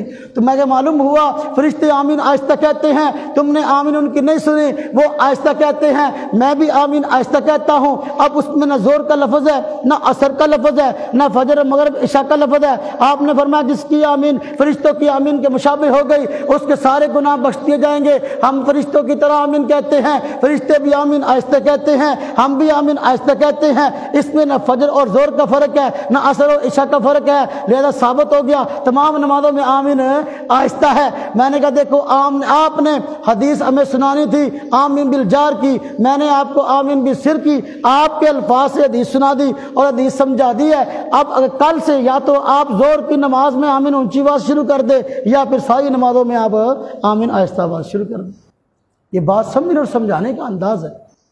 امام اعظم ابو حنیفہ رحمۃ اللہ علیہ کے موقف کی خوبی ہے کہ وہ کوئی بات کرتے ہیں سب سے پہلے قرآن کی آیت پیش کرتے ہیں، اس کے بعد حدیث پیش کرتے ہیں. ہمارے پاس دلائل کمزور نہیں ہیں، وجہ یہ ہمارے پاس دلائل موجود نہیں ہیں، ہم اپنے دلائل کو سیکھتے نہیں ہیں. بس اوقات کوئی بندہ بات کرتا ہے ہم پریشان ہو جاتے ہیں کہ بھئی دیکھو اس بندے نے دلیل دے دی، کیا میرے پاس دلیل نہیں ہے؟ تو میرے بھائیو دلیل ہونا کمال نہیں ہے، دلیل کے دعوے کے مطابق ہونا کمال ہے. ایک حدیث موجود نہیں ہے حضور نبی پاک صلی اللہ علیہ وسلم اور آپ کے پیچھے صحابہ کرام ہمیشہ آمین اونچی آواز سے کہتے ہوں. اگر اس طرح کی حدیث ہوتی ہم کیوں نہ مانتے؟ حضور کا فرمان آئے، ہماری سر آنکھوں پہ امتی کون سا ہے جو حضور کے فرمان کو چھوڑ کر کہیں اور بھاگتا پھرے؟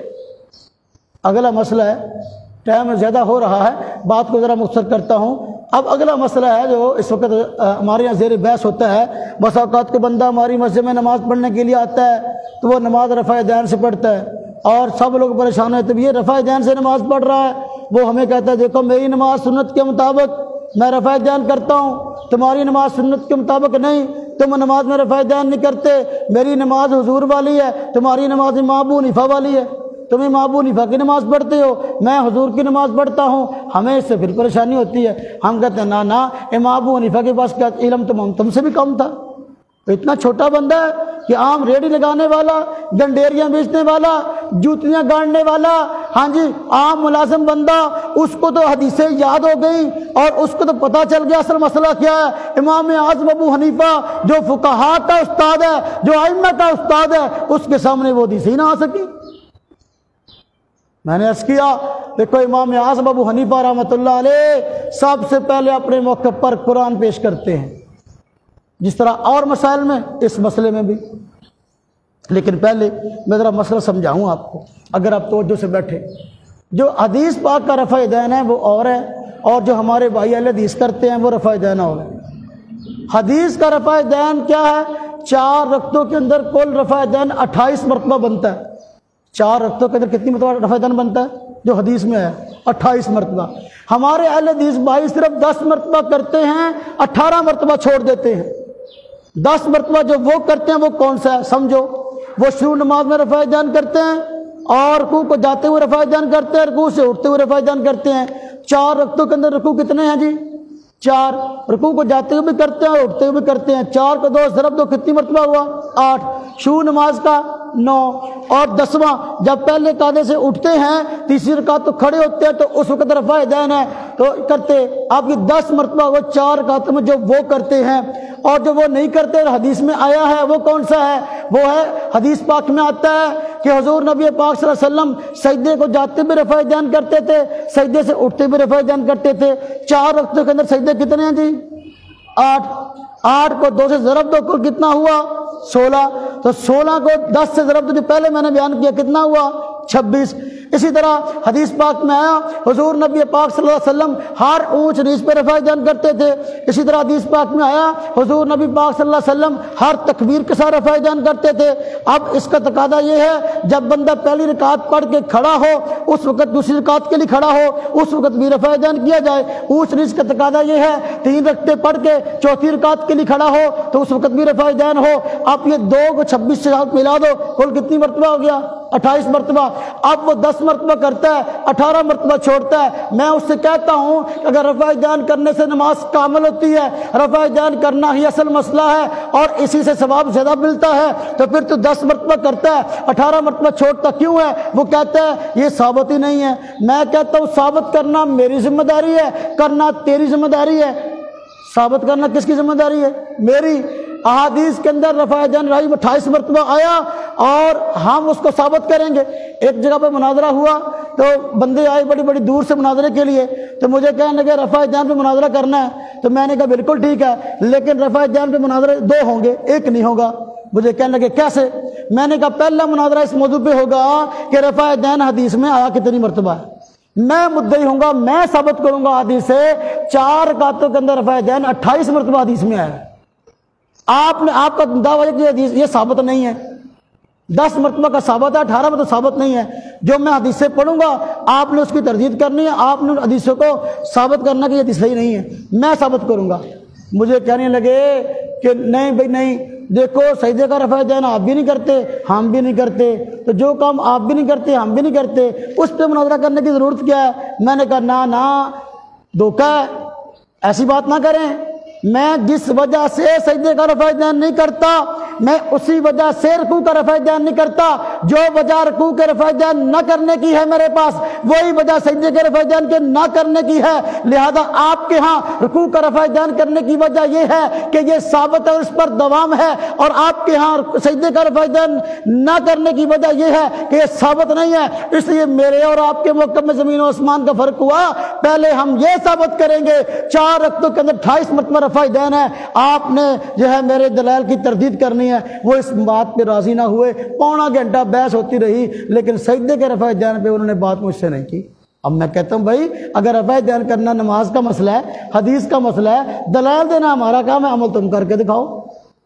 بات سمجھ میں آ رہی؟ اچھا اب سمجھو ذرا، کوئی بندہ آپ سے پوچھ سکتا ہے کہ جی آپ نے 28 مرتبہ کی بات کی ہے، آپ کے پاس کون سی حدیثیں ہیں سجدے کے رفع دین کی، کس کتاب کی ہیں؟ میں نے کہا جن کتابوں سے تم رکوع کا رفع دین ثابت کرتے ہو میں انہی کتابوں سے عام طور پر تمہیں سجدے کا رفع دین نکال کے دکھاؤں گا۔ جن محدثین سے تم رکوع کا رفع دین ثابت کرتے ہو انہی محدثین سے تمہیں سجدے کا رفع دین نکال کے دکھاؤں گا۔ امام بخاری رحمۃ اللہ علیہ یہ رکوع کے رفع دین کی بات کرتے ہیں۔ امام بخاری رحمۃ اللہ علیہ سے ہی جو ان کی کتاب جز رفع الیدین ہے، عبداللہ بن عمر رضی اللہ تعالی عنہ سے جو صحابی رسول ہیں سجدے کا رفع دین مروی ہے۔ امام بخاری رحمۃ اللہ علیہ کے استاد امام حمیدی انہی سے عبداللہ بن عمر رضی اللہ عنہ سے ہر اونچ نیچ پر رفع دین کرنے کی حدیث موجود ہے۔ امام بخاری کے دوسرے استاد امام ابن ابی شیبہ ان سے بھی سجدے کی حدیث مروی ہیں۔ اسی طرح امام عبد الرزاق امام بخاری کے تیسرے استاد، ان کی کتاب میں بھی سجدے کی حدیثیں موجود ہیں۔ امام بخاری کے چوتھے استاد امام ابو عوانہ، ان کی صحیح ابو عوانہ میں بھی سجدے کی حدیثیں موجود ہیں۔ اب امام بخاری کے شاگردوں پہ آؤ، امام بخاری کے شاگرد امام ترمذی، ان سے رکوع کے رفع جان کی حدیثیں بھی مروی ہیں، سجدے کی حدیثیں بھی مروی ہیں۔ امام بخاری کے شاگرد امام ابو داؤد، ان سے رکوع کی حدیث کے بھی مروی ہے اور سجدے کا رفع جان بھی مروی ہے۔ اور امام نسائی، ان سے سجدے کا رفع جان بھی مروی ہے، رکوع کا رفع جان بھی مروی ہے۔ وہی صحابہ کرام جن سے رکوع کا رفع جان مروی ہے، انہی سے سجدے کا مروی ہے۔ عبداللہ بن عمر رضی اللہ عنہ سے رکوع کا رفع جان مروی ہے۔ مسند حمیدی کے اندر اور اوچ نیچ پر رفع جان کا تذکرہ ہے۔ حضرت وائل بن حجر رضی اللہ عنہ سے صحابی رسول ہیں، بخاری شریف میں رکوع کا رفع جان مروی ہے۔ امام بخاری کے شاگرد امام ابو داؤد حضرت وائل بن حجر رضی اللہ عنہ سے سجدے کا رفع جان روایت کرتے ہیں۔ امام بخاری رحمۃ اللہ علیہ نے حضرت مالک بن حویرث رضی اللہ عنہ سے رکوع کا رفع جان ذکر کیا ہے۔ امام نسائی رحمۃ اللہ علیہ نے، جن کی کتاب سیاہ ستہ میں شامل ہے، نسائی شریف کے اندر مالک بن حویرث رضی اللہ عنہ سے سجدے کا رفع جان روایت کیا ہے اور باب قائم کیا ہے، باب رفع الیدین للسجود۔ اب مجھے بتاؤ، امام بخاری کے استاد، امام بخاری کے شاگرد، وہ رفع جان کو ذکر کرتے ہیں، رکوع کا رفع جان بھی ذکر کرتے ہیں، سجدے کا ذکر بھی کرتے ہیں، تو انہیں ایک بات کو لے لیا، دوسرے کو کیوں چھوڑ دیا؟ بات سمجھ آئی؟ اب اگلی بات آ گئی کہ میں کیوں نہیں کرتا، میں کہتا ہوں جن صحابہ کرام سے رکوع کا رفع دین مروی ہے، سجدے کا رفع دین مروی ہے، انہیں صحابہ کرام سے نہ کرنا بھی مروی ہے، شروع نماز کا رفع دین مروی ہے، ان کے علاوہ اور صحابہ کرام سے مروی ہے۔ جس طرح کہ دیکھو، اب صحابی رسول حضرت عبداللہ بن عمر رضی اللہ تعالی عنہ ہیں، آپ ان سے رکوع کا رفع جان بخاری شریف میں مروی ہے، جو رفع جان کے اندر سجدے کا مروی ہے، جبکہ عبداللہ بن عمر رضی اللہ تعالی عنہ سے امام بخاری کے استاد امام حمیدی نے صرف شروع نماز کا رفع جان نقل کیا ہے، وہ حضور سے نقل کرتے ہیں، نبی پاک صلی اللہ علیہ وسلم شروع نماز میں رفع جان کرتے تھے۔ امام ابو عوانہ جو امام بخاری کے استاد ہیں، ان سے عبداللہ بن عمر رضی اللہ تعالیٰ عنہ سے روایت کرتے ہیں کہ حضور نبی پاک صلی اللہ علیہ وسلم شروع نماز میں رفع جان کرتے تھے۔ امام بخاری کے استاد امام ابن ابی شیبہ حضرت عبداللہ بن عمر رضی اللہ عنہ کا عمل نقل کرتے ہیں۔ حضرت مجاہد تابعی جو ان کے شاگرد ہیں، سال سال ان کی صحبت میں رہے ہیں، وہ فرماتے ہیں میں نے پتہ نہیں کتنی نمازیں حضرت عبداللہ بن عمر کے پیچھے پڑھی ہیں، میں نے ان کو کبھی رکوع کا رفع جان کرتے ہوئے دیکھا ہی نہیں ہے۔ امام طحاوی رحمۃ اللہ علیہ حضرت مجاہد سے نقل کرتے ہیں، جو عبداللہ بن عمر رضی اللہ عنہ کے مایا ناز شاگرد ہیں، اور وہ نقل کرتے ہیں 10 سال تک میں نے نمازیں پڑھی آپ کے پیچھے، عبداللہ بن عمر رضی اللہ تعالیٰ عنہ کو میں نے کبھی رفع جان کرتے دیکھا ہی نہیں ہے۔ اب آپ مجھے بتائیں، بات وہی آ گئی نا، حدیث حضور کی لینی ہے تو مانا صحابی کا لینا۔ صحابی رسول عبداللہ بن عمر رضی اللہ تعالیٰ عنہ اگر بیان کرتے کہ حضور رفع جان کرتے تھے اور خود چھوڑ دیا، یہ اس کا کیا مطلب ہے؟ معلوم ہے حضور نے چھوڑ دیا، صحابی نے بھی چھوڑ دیا۔ اب یہ کیسے سکتا ہے؟ عبداللہ بن عمر اور بشمول سارے صحابہ ایسے نہیں تھے، بیان کچھ کریں عمل کچھ کریں، قول و فعل میں تضاد میرے اور آپ کے ہو سکتا ہے لیکن صحابی کے نہیں ہو سکتا۔ تو صحابہ کرام سے رکوع کا رفع جان اگر مروی ہے تو چھوڑنا بھی مروی ہے۔ عبداللہ بن عمر رضی اللہ عنہ اس کو روایت کرتے۔ اسی طرح حضرت وائل بن حجر رضی اللہ تعالیٰ عنہ، ان سے رکوع کا رفع جان بخاری میں مروی ہے، سجدے کا رفع جان انہی سے جو ہے سنن ابی داؤد کے اندر مروی ہے۔ امام ابو داؤد رحمۃ اللہ علیہ نے انہی سے رفع جان کا چھوڑنا روایت کیا ہے۔ چنانچہ عبداللہ بن عمر حضرت وائل بن حجر رضی اللہ عنہ یہ باہر کے صحابی تھے، حضرموت کے رہنے والے تھے، یہ متعدد مرتبہ مدینہ شریف میں آئے ہیں، پہلے انہوں نے رفع جان کرتے ہوئے دیکھا، اس کو بیان کر دیا، یہ اسلام کی تاریخ ہے۔ بعد میں آئے، انہوں نے دیکھا صحابہ کرام صرف شروع نماز میں رفع جان کرتے تھے۔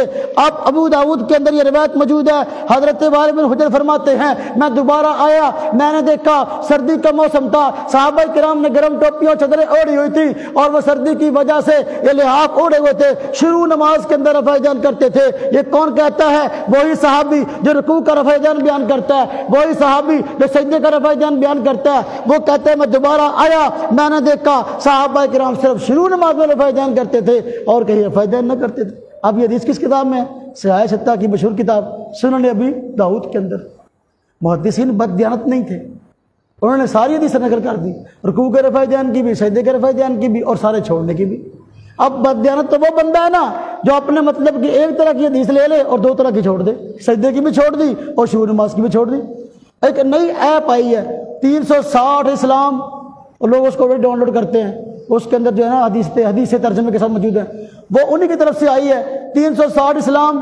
مجھے میرے پاس ایک دوست آیا اور مجھے کہنے کا تم رفع دین کو نہیں مانتے، حدیث کے اندر آیا ہے۔ میں نے کہا کہاں ہے مجھے دکھاؤ، اور میں تو اس کو تھوڑا دیکھا تو بیچارہ پریشان کہاں سے ہوا ہے، اور اس نے فوراً 360 اسلام نکالی اور مجھے کہنے کا دیکھو سنن ابی داؤد حضرت اقبال بن حجر رضی اللہ عنہ فرماتے ہیں حضور نبی پاک صلی اللہ علیہ وسلم رکوع کو جاتے اٹھتے ہوئے رفع دین کرتے تھے۔ میں نے کہا اس سے پہلی حدیث پڑھو، اس میں آیا ہے حضور نبی پاک صلی اللہ علیہ وسلم رکوع کو جاتے ہوئے رفع دین بھی کرتے تھے، سجدے کا بھی کرتے تھے، اب یہ تم کیوں نہیں مانتے؟ یہ بھی اسی صفحے پر ہے نا۔ میں نے کہا آگے آؤ آگے آؤ، اگلی حدیث کھولو۔ حضرت ابن حجر فرماتے ہیں میں دوبارہ آیا، میں نے دیکھا صحابہ کرام شروع نماز میں رفع دین کر رہے ہیں، اب اس کو تم کیوں نہیں مانتے؟ میں تو اوپر والی کو بھی مانتا ہوں، میں نیچے والی کو بھی مانتا ہوں، میں درمیان والی کو بھی مانتا ہوں، تو درمیان والی کو تم نے لے لیا، پہلی کو بھی چھوڑ دیا، دوسری کو بھی چھوڑ دیا۔ میں نے کہا 360 اسلام جو تم لیے پھرتے ہو، ذرا اس ایپ کو دیکھو، اس ایپ کو کھولو، اس کا ترجمہ مجھے بتاؤ، اس کا ترجمہ کیا ہے؟ جو اقبال بن حجر رضی اللہ عنہ کی حدیث ہے، وہ کہنے لگا ترجمہ، اس کا ترجمہ نہیں کہیں بھی۔ اب بددیانتی یہ ہے، اب پوری حدیثوں کا ترجمہ کیا ہوا ہے جو اپنے مطلب کی ہے، جو حدیث اپنے مطلب کے خلاف ہے اس کا ترجمہ ہی نہیں کیا ہوا۔ اب اس حدیث کا ترجمہ ہی نہیں کیا جو حضرت وائل بن حجر نے نقل کی کہ میں آیا دوبارہ تو میں نے دیکھا صحابہ شروع نماز میں رفع دین کر رہے تھے، چونکہ یہ حدیث اس کے مطلب کے خلاف تھی، اب اس کا 360 اسلام یہاں گھوم گیا، اس لیے اس حدیث کا ترجمہ ہی نہیں کیا۔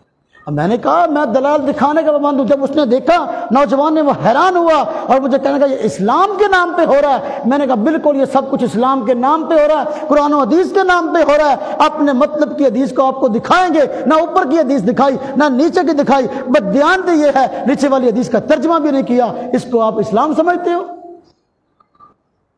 اگر تم ہمارا دل دکھاؤ گے ہم تمہارا دل نہیں دکھائیں گے، لیکن ہم سارے دلائل دکھائیں گے۔ مالک بن حویرث رضی اللہ تعالیٰ عنہ، ان سے حدیث موجود ہے رکوع کے رفع دین کی، ان سے حدیث موجود ہے باب رفع الیدین للسجود۔ امام نسائی رحمۃ اللہ علیہ باب قائم کرتے ہیں، امام نسائی سجدوں کے رفع دین کو بھی مانتا ہے، اس کے ترک کو بھی مانتا ہے، اس لیے دو باب قائم کیے ہیں۔ پہلا باب قائم کیا باب رفع الیدین للسجود، سجدوں کے رفع دین کا باب، پھر باب قائم کیا ترک رفع الیدین للسجود۔ معلوم ہوا یہ دعویٰ ہی غلط ہے کہ سجدوں کا رفع دین ثابت نہیں ہے، اگر ثابت نہ ہوتا پھر ترک کیسے ہوتا؟ تو میرے بھائیو میرے خیال میں آپ تھک گئے، میں تو بات کرتے ہوئے نہیں تھکتا کہ الحمدللہ ہمارے پاس دلیل نہیں، دلائل کے انبار ہیں، کبھی موقع ملا تفصیل سے بات کروں گا۔ بخاری شریف میں حدیث موجود ہے، ایک بندہ مجھے کہنے کا بخاری شریف سے رفع دین نہ کرنے کی حدیث، میں نے کہا ہم دکھا دیتے ہیں، آپ ماننے والے بنو، آپ کتاب کا نام لو حدیث ہم دکھائیں گے، بخاری کا نام لو بخاری سے دکھائیں گے، مسلم شریف کا نام لو اس سے دکھائیں گے، ترمذی کا نام لو اس سے دکھائیں گے، ابو داؤد کا نام لو اس سے دکھائیں گے، نسائی کا نام لو اس سے دکھائیں گے، اور سنن ابن ماجہ کا نام لو اس سے دکھائیں گے۔ آپ حدیث کا نام لو ماننے والے بنو۔ میں نے کہا بخاری شریف میں حدیث موجود ہے، حضرت ابو حمید سعدی رضی اللہ تعالیٰ عنہ اور کچھ حضرات کے ساتھ بیٹھے ہوئے تھے، نبی پاک صلی اللہ علیہ وسلم کی نماز کا تذکرہ آیا، آپ نے فرمایا مجھے تم سب سے زیادہ حضور کی نماز یاد ہے، چنانچہ کھڑے ہوئے اور نماز پڑھ کے دکھائی، اور بلکہ انہوں نے حاضرین نے کہا آپ پیش کریں حضور کی نماز کیا ہے۔ اب آپ طریقہ بیان فرما رہے ہیں، فرماتے ہیں حضور نبی پاک صلی اللہ علیہ وسلم جب نماز شروع کرتے اذا کبر رفع یدیہ، جب نماز شروع کرتے تو رفع یدین کرتے، لیکن جب رکوع کی باری آئی رکوع کو بیان کیا، فرمایا واذا رکع امکن یدیہ علی رکبتیہ، جب آپ رکوع کرتے تو پھر اپنے ہاتھوں کو اپنے گھٹنوں پر جما لیتے، اب رفع یدیہ نہیں ہے۔ حدیث کہاں ہے؟ بخاری شریف میں۔ ابو میں سعدی صحابی رسول ہے، وہ کہتے ہیں مجھے حضور کی نماز یاد ہے، یہ نہیں کہا امام ابو حنیفہ کی نماز یاد ہے، یہ کہتے ہیں میں حضور کی پڑھتا ہوں تو امام ابو حنیفہ کی پڑھتا ہے، میں امام ابو حنیفہ سے پوچھ کے پڑھتا ہوں، مجھ میں اور تجھ میں یہ فرق ہے، امام ابو حنیفہ صحابی سے پوچھ کے پڑھتا ہے، یہ میری حدیث کی سند ہے، یہ میری نماز کی سند ہے۔ اگر میں کہتا ہوں میری نماز حنفی ہے تو یہ میری نماز کی سند ہے، میں اپنے استاد کا نام لیتا ہوں کہ میں نے حدیث یہ نماز کس سے سیکھی ہے، میں نے نماز امام ابو حنیفہ سے سیکھی ہے، امام ابو حنیفہ نے صحابہ سے سیکھی ہے، صحابہ کرام نے حضور سے سیکھی ہے۔ آپ نے فرمایا صلوا کما رأیتمونی اصلی، نماز اس طرح پڑھو جس طرح تم نے مجھے نماز پڑھتے ہوئے دیکھا ہے۔ آپ حضور کو نماز پڑھتے ہوئے صحابہ نے دیکھا ہے، صحابہ جو نماز بیان کرتے ہیں ہم اس نماز کو اپنے لیے معتبر سمجھتے ہیں۔ تمام قسم کی روایت کو سامنے رکھ کے ہم کسی حدیث کا انکار نہیں کرتے، نہ ضعیف کہہ کے بہانہ بناتے ہیں اور نہ کہ اس کو من گڑت کہتے ہیں۔ ہم کہتے ہیں تمام احادیث اپنی جگہ پر صحیح ہیں۔ اللہ رب العزت جو ہے ہمیں دین کا صحیح فہم اور صحیح سمجھ عطا فرمائے۔ میرے بھائیوں، آخری مسئلہ عرض کرتا ہوں، مختصر عرض کرتا ہوں، مجاہد صاحب نے فرمایا تھا یہ مسئلہ وضاحت کرنی ہے۔ 3 طلاق کا مسئلہ ہے، 3 طلاق کا مسئلہ ہے۔ ایک بندہ اپنی بیوی کو 3 طلاقیں دیتا ہے، 3 طلاقیں دینے کے بعد کیا طلاق ایک ہوتی ہے 3 ہوتی ہے؟ ہم کہتے ہیں امام اعظم ابو حنیفہ رحمۃ اللہ علیہ کے موقف کی خوبی یہ ہے، سب سے پہلے بطور قرآن کو دلیل پیش کرتے ہیں، اس کے بعد حدیث کو بیان کرتے ہیں، اس کے بعد صحابہ کرام کو اپنے گواہ کے طور پر پیش کرتے ہیں۔ قرآن کیا کہتا ہے اس مسئلے میں؟ اللہ پاک قرآن کریم میں فرماتے ہیں الطلاق مرتان، طلاق رجعی 2 مرتبہ ہے، فامساک بمعروف او تسریح باحسان، طلاق رجعی 2 مرتبہ اگر دے لو، ایک مرتبہ دے لو تب بھی صلح ہو سکتی ہے، دوسری مرتبہ دے لو تب بھی صلح ہو سکتی ہے۔ اب آپشن موجود ہے، چاہے تو اس عورت کو جس کو تم نے طلاق دی ہے 1 یا 2، چاہے اس کو رجوع کر کے اپنے گھر میں رکھ لو، یا اگر اس کو چھوڑنا ہے اچھے طریقے سے چھوڑ دو، زیادہ لڑائی جھگڑے نہ کرو، دستور کے موافق جو ہے معاملات کو نپٹاؤ۔ فرمایا فَإِن طَلَّقَهَا، 2 طلاقیں دے دی تو صلح ہو سکتی ہے، فَإِن طَلَّقَهَا، لیکن اگر تیسری طلاق دے دی فَلَا تَحِلُّ لَهُ مِن بَعْدُ حَتَّى تَنكِحَ زَوْجًا غَيْرَهُ، تو پھر اس کے بعد حلال نہیں ہے یہاں تک کہ وہ عورت کسی اور خاوند سے شادی کر لے۔ یہ کون کہتا ہے؟ امام ابو حنیفہ، قرآن کہتا ہے۔ اگر طلاقیں 3 دے دی، 3 طلاقوں کے بعد یہ بیوی گھر میں نہیں آ سکتی، آپ کسی اور جگہ نکاح کرے اور ان کی آپس میں نہ بنے، تو پھر زندگی میں دوبارہ کبھی نکاح میں آنا چاہے تو پھر آ سکتی ہے۔ میرے بھائیوں، یہ حکم قرآن کا ہے۔ ہمیں کہتے ہیں تم حلالہ کی بات کرتے ہو، ہم کہتے ہیں فلا تحل من بعد، یہ حلالہ کی بات ہے، یہ اللہ نے کی ہے۔ حرامہ تم کرتے ہو، حلالہ قرآن کا حکم ہے، حرامہ قرآن کے خلاف، بدکاری قرآن کے خلاف۔ ایک بندہ مجھے کہنے لگا صحیح مسلم شریف کی حدیث میں آیا ہے کہ حضور کے زمانے میں 3 طلاقیں ایک ہوتی تھی، ابو بکر صدیق کے زمانے میں ایک ہوتی تھی، اور حضرت عمر فاروق نے اس مسئلے کو بدل دیا۔ میں نے کہا بڑی تیری جرت ہے، حضرت عمر رضی اللہ عنہ تو وہ ہیں کہ شیطان بھی ان کو دیکھ کر رستہ بدل لیتا تھا، حضرت عمر تو وہ ہیں جب خلیفہ بنے تو انہوں نے کہا کون بندہ ہے جو عمر کو سیدھا کرے؟ اگر عمر ٹیڑھا ہو گیا، ایک صحابی رسول جو کہ عام حیثیت کا مالک تھا، عام حیثیت مالک مطلب صحابہ کرام میں، ہم میں تو بہت اونچے مقام کے تھے، تو صحابہ کرام جو عام آدمی تھے، ٹوٹی ہوئی تلوار تھی، اس کے اوپر چیترے لپٹے ہوئے تھے، کھڑے ہو گئے، عمر اگر تم ٹیڑھے ہوئے ہم تمہیں سیدھا کر دیں گے اس تلوار کے ساتھ۔ حضرت عمر رضی اللہ تعالیٰ نے خوشی کا اظہار کیا۔ اللہ کا شکر ہے آج بھی مومنوں میں، مسلمانوں میں ایسے لوگ موجود ہیں کہ جو کہ عمر اگر ٹیڑھا ہو اس کو سیدھا کر سکتے ہیں۔ لیکن حضرت عمر رضی اللہ تعالیٰ کے دور میں 3 طلاقیں 3 نہیں ہوئی، حضور کے زمانے میں بھی 3 تھی، ابو بکر صدیق کے زمانے میں بھی 3 تھی، اور حضرت عمر فاروق کے دور میں بھی 3 تھی۔ اب اس حدیث کا مطلب کیا ہے؟ اس حدیث کا مطلب کیا ہے یہ سمجھ لیں۔ اگر کوئی بندہ 3 طلاقیں دیتا، اپنی بیوی کہتا تجھے 3 طلاق، سمجھے ذرا، 3 طلاق دینے کا 2 طریقے ہیں۔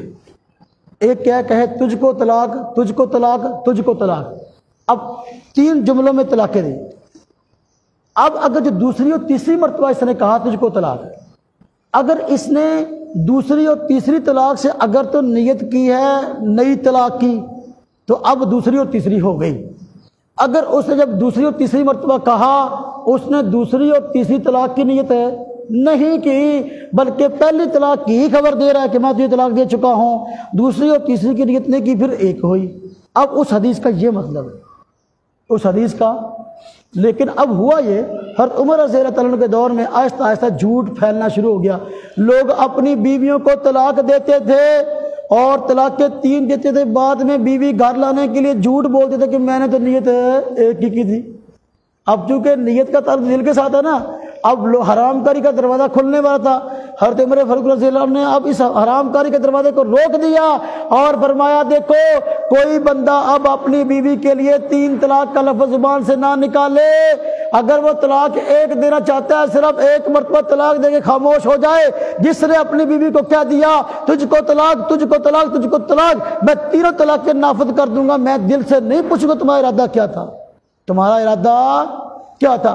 اب یہ اصل مسئلہ تھا، حضور کے زمانے میں خیر غالب تھی، ابو بکر صدیق رضی اللہ عنہ کے دور میں خیر غالب تھی، اس لیے نیت کے مطابق فیصلہ کر لیا جاتا تھا، بعد میں نیتوں میں بگاڑ آ گیا۔ حضرت عمر فاروق رضی اللہ عنہ فرمایا اب بگاڑ آ گیا، حرام کاری کا دروازہ کھلنا شروع ہو گیا، اس لیے کوئی بندہ اپنی بیوی کو 3 طلاقیں ان الفاظ کے ساتھ نہ دے، وگرنہ 3 ہی شمار ہوں گی۔ اصل مسئلہ یہ تھا۔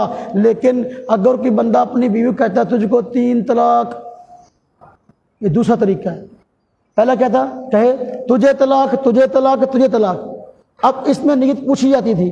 لیکن اگر وہ کہتا تجھے 3 طلاق، اب اس میں نیت نہیں پوچھی جاتی تھی، نہ حضور کے زمانے میں، نہ ابو بکر صدیق کے زمانے میں، نہ حضرت عمر فاروق کے زمانے میں، بلکہ جو آدمی 3 طلاق کہتا، 3 کا معنی 3 ہی سمجھا جاتا تھا، اور 3 طلاقیں نافذ ہوتی تھیں، اس میں کوئی دور کا اختلاف نہیں تھا۔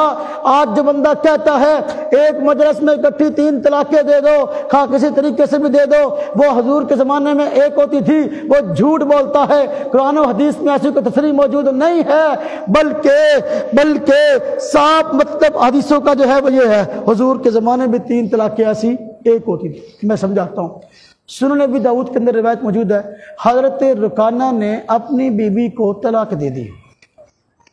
جب طلاق دی تو آپ نے فرمایا حضرت رکانہ سے پوچھا کہ قسم دے کر پوچھا، تو جو کرنا قسم دے کر، واللہ ان اردت الا واحدہ، اللہ کی قسم کیا تم نے ایک طلاق کا ارادہ کیا تھا؟ اب حضرت رکانہ جواب دیتے ہیں واللہ ما اردت الا واحدہ، اللہ کی قسم میں نے ایک طلاق کا ارادہ کیا تھا۔ اگر حضور کے زمانے میں 3 طلاقیں ایک ہوتی تو قسم لینے کی ضرورت تھی؟ قسم کیوں حضور لے رہے؟ اسی لیے کہیں بندہ دل سے پریشان ہو کر بیوی کو گھر لانے کے چکر میں حرام کاری کا دروازہ نہ کھول لے۔ اس لیے حضرت رکانہ سے قسم کھا رہے ہیں، قسم لے رہے ہیں، قسم کھاؤ تم نے ایک کی نیت کی تھی۔